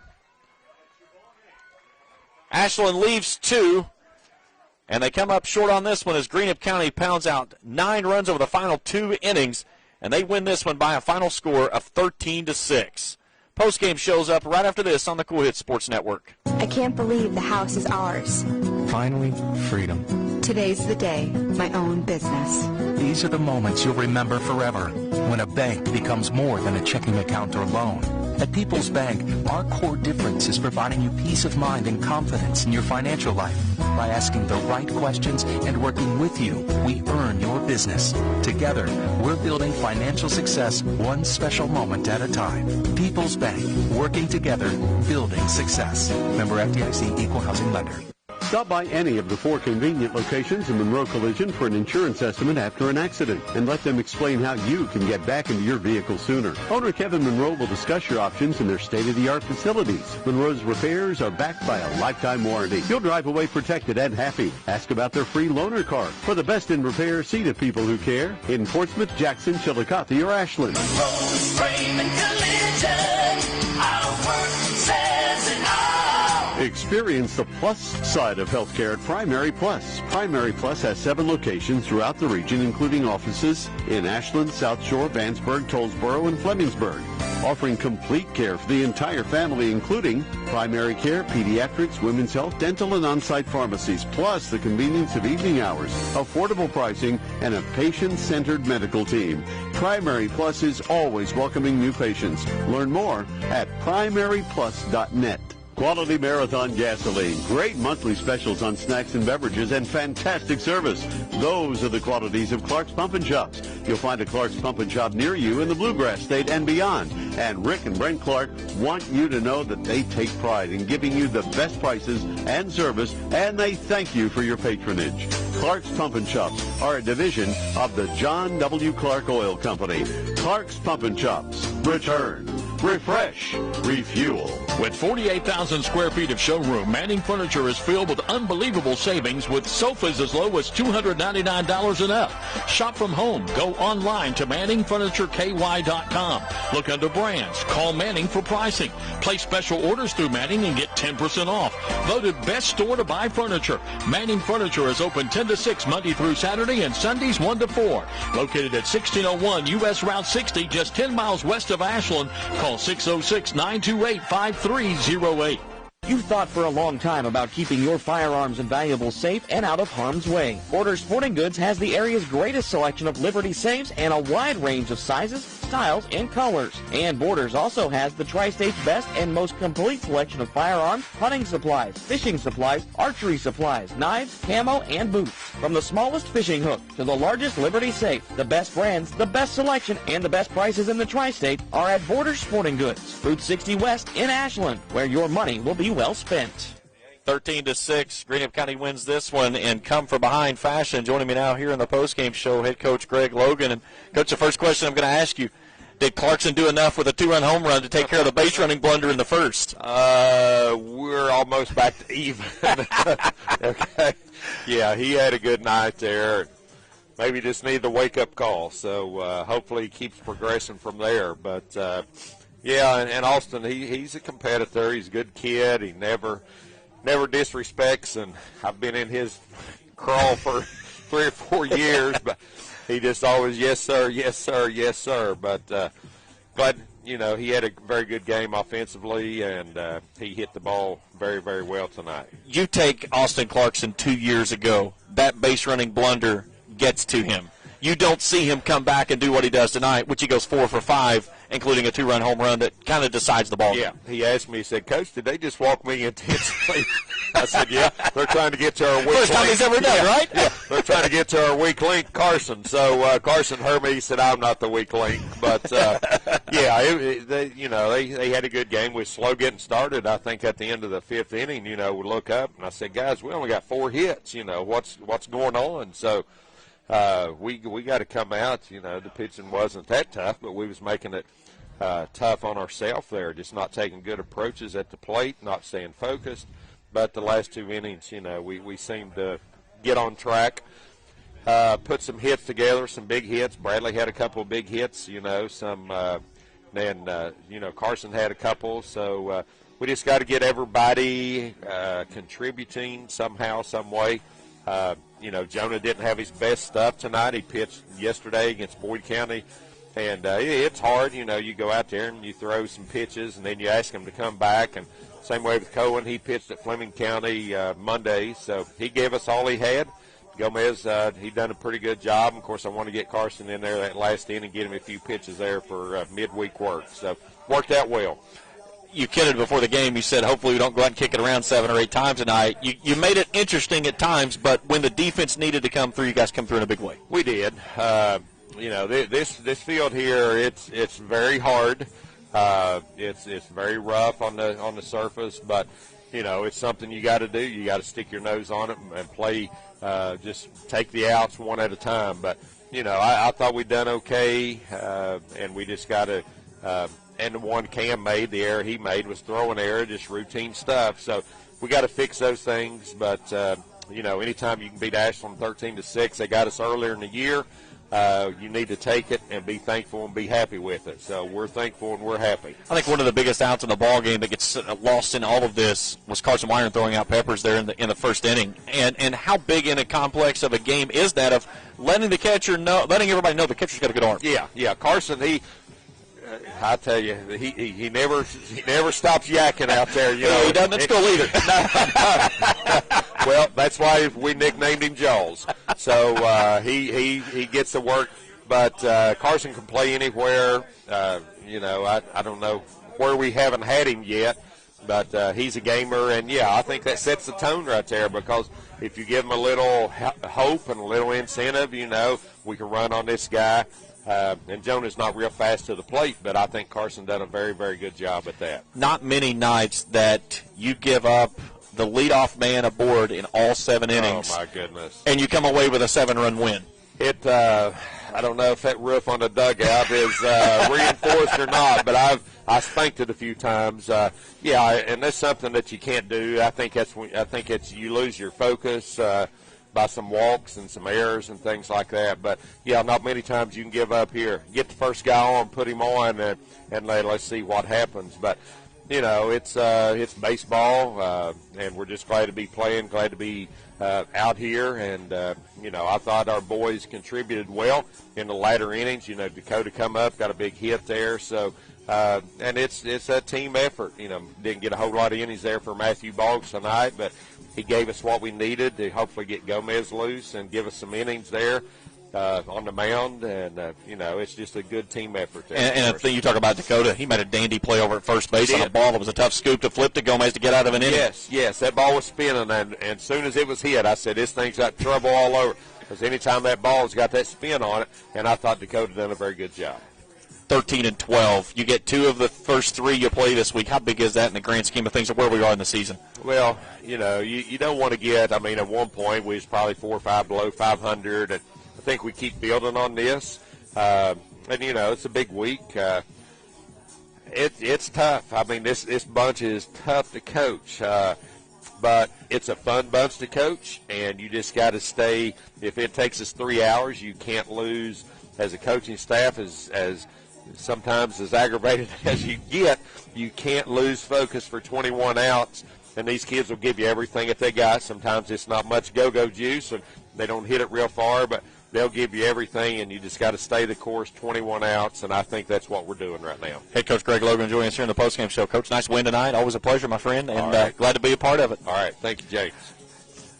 Let's take a look at our box score this evening. We'll start first with Greenup County. A nice night at the plate for Clarkson and Wireman. Both go 4 for 5. Both score 3. Both push across 2. Bradley Atkins goes 2 for 4 from the top of the order. His last 2 hits being doubles. And Coleman Underwood drives in 3. 2 of those coming on sacrifice flies to straightaway center field. Sawyer Alley leads the way for Ashland. 2 hits, 2 runs driven in. Asher Stevens also drives in a pair. Box score looks like this. Let's see. First, we'll go through the pitching. Jonah Gibson goes 2 innings plus, 5 hits, 5 runs, 3 earns, walks a batter and strikes out a batter. Coleman Underwood goes 2 2/3, 3 hits, no runs, strikes out 3. Brock Kitchen goes an inning and a third. 1 hit, a run, it was earned. He strikes out a batter and does not walk anyone. And then Carson Wireman finishes out the final inning with 1 hit, 3 strikeouts, and a walk. Ryan Brown goes 5 innings, 6 hits, 4 runs, 5 walks, 2 strikeouts, 3 earned runs. Sawyer Alley does not record an out. He goes 4 hits, 4 runs, all earned, and gave up the 2-run shot by Austin Clarkson. And then Nashawn Peppers works the final 2, 5 hits, 5 runs, 4 earned, 2 walks, and 2 strikeouts. Cullen Underwood will take the win. Alley will take the loss, as Greenup County will move to 13-12, Ashland falls to 9-14. Your final box score looks like this for Greenup County: 13 runs, 15 hits, 3 errors. For Ashland, 6 runs, 10 hits, and 4 errors. It took us 2 hours and 58 minutes to play it. A seesaw battle back and forth in which Greenup County blew the doors open in the 6th and the 7th with 9 runs over the 2 frames to cruise to a 13-6 win here this evening. A big thanks to MJ McKay taking care of all the video on this side of things, and Coach Greg Logan for pregame, in-game, and post-game interview here this evening. Again, your final score tonight: Greenup County 13, Ashland 6. For everyone at the Coy Sports Network, I'm James Collier. Good night, everyone. You've been listening to exciting high school baseball on the Cool Hit Sports Network.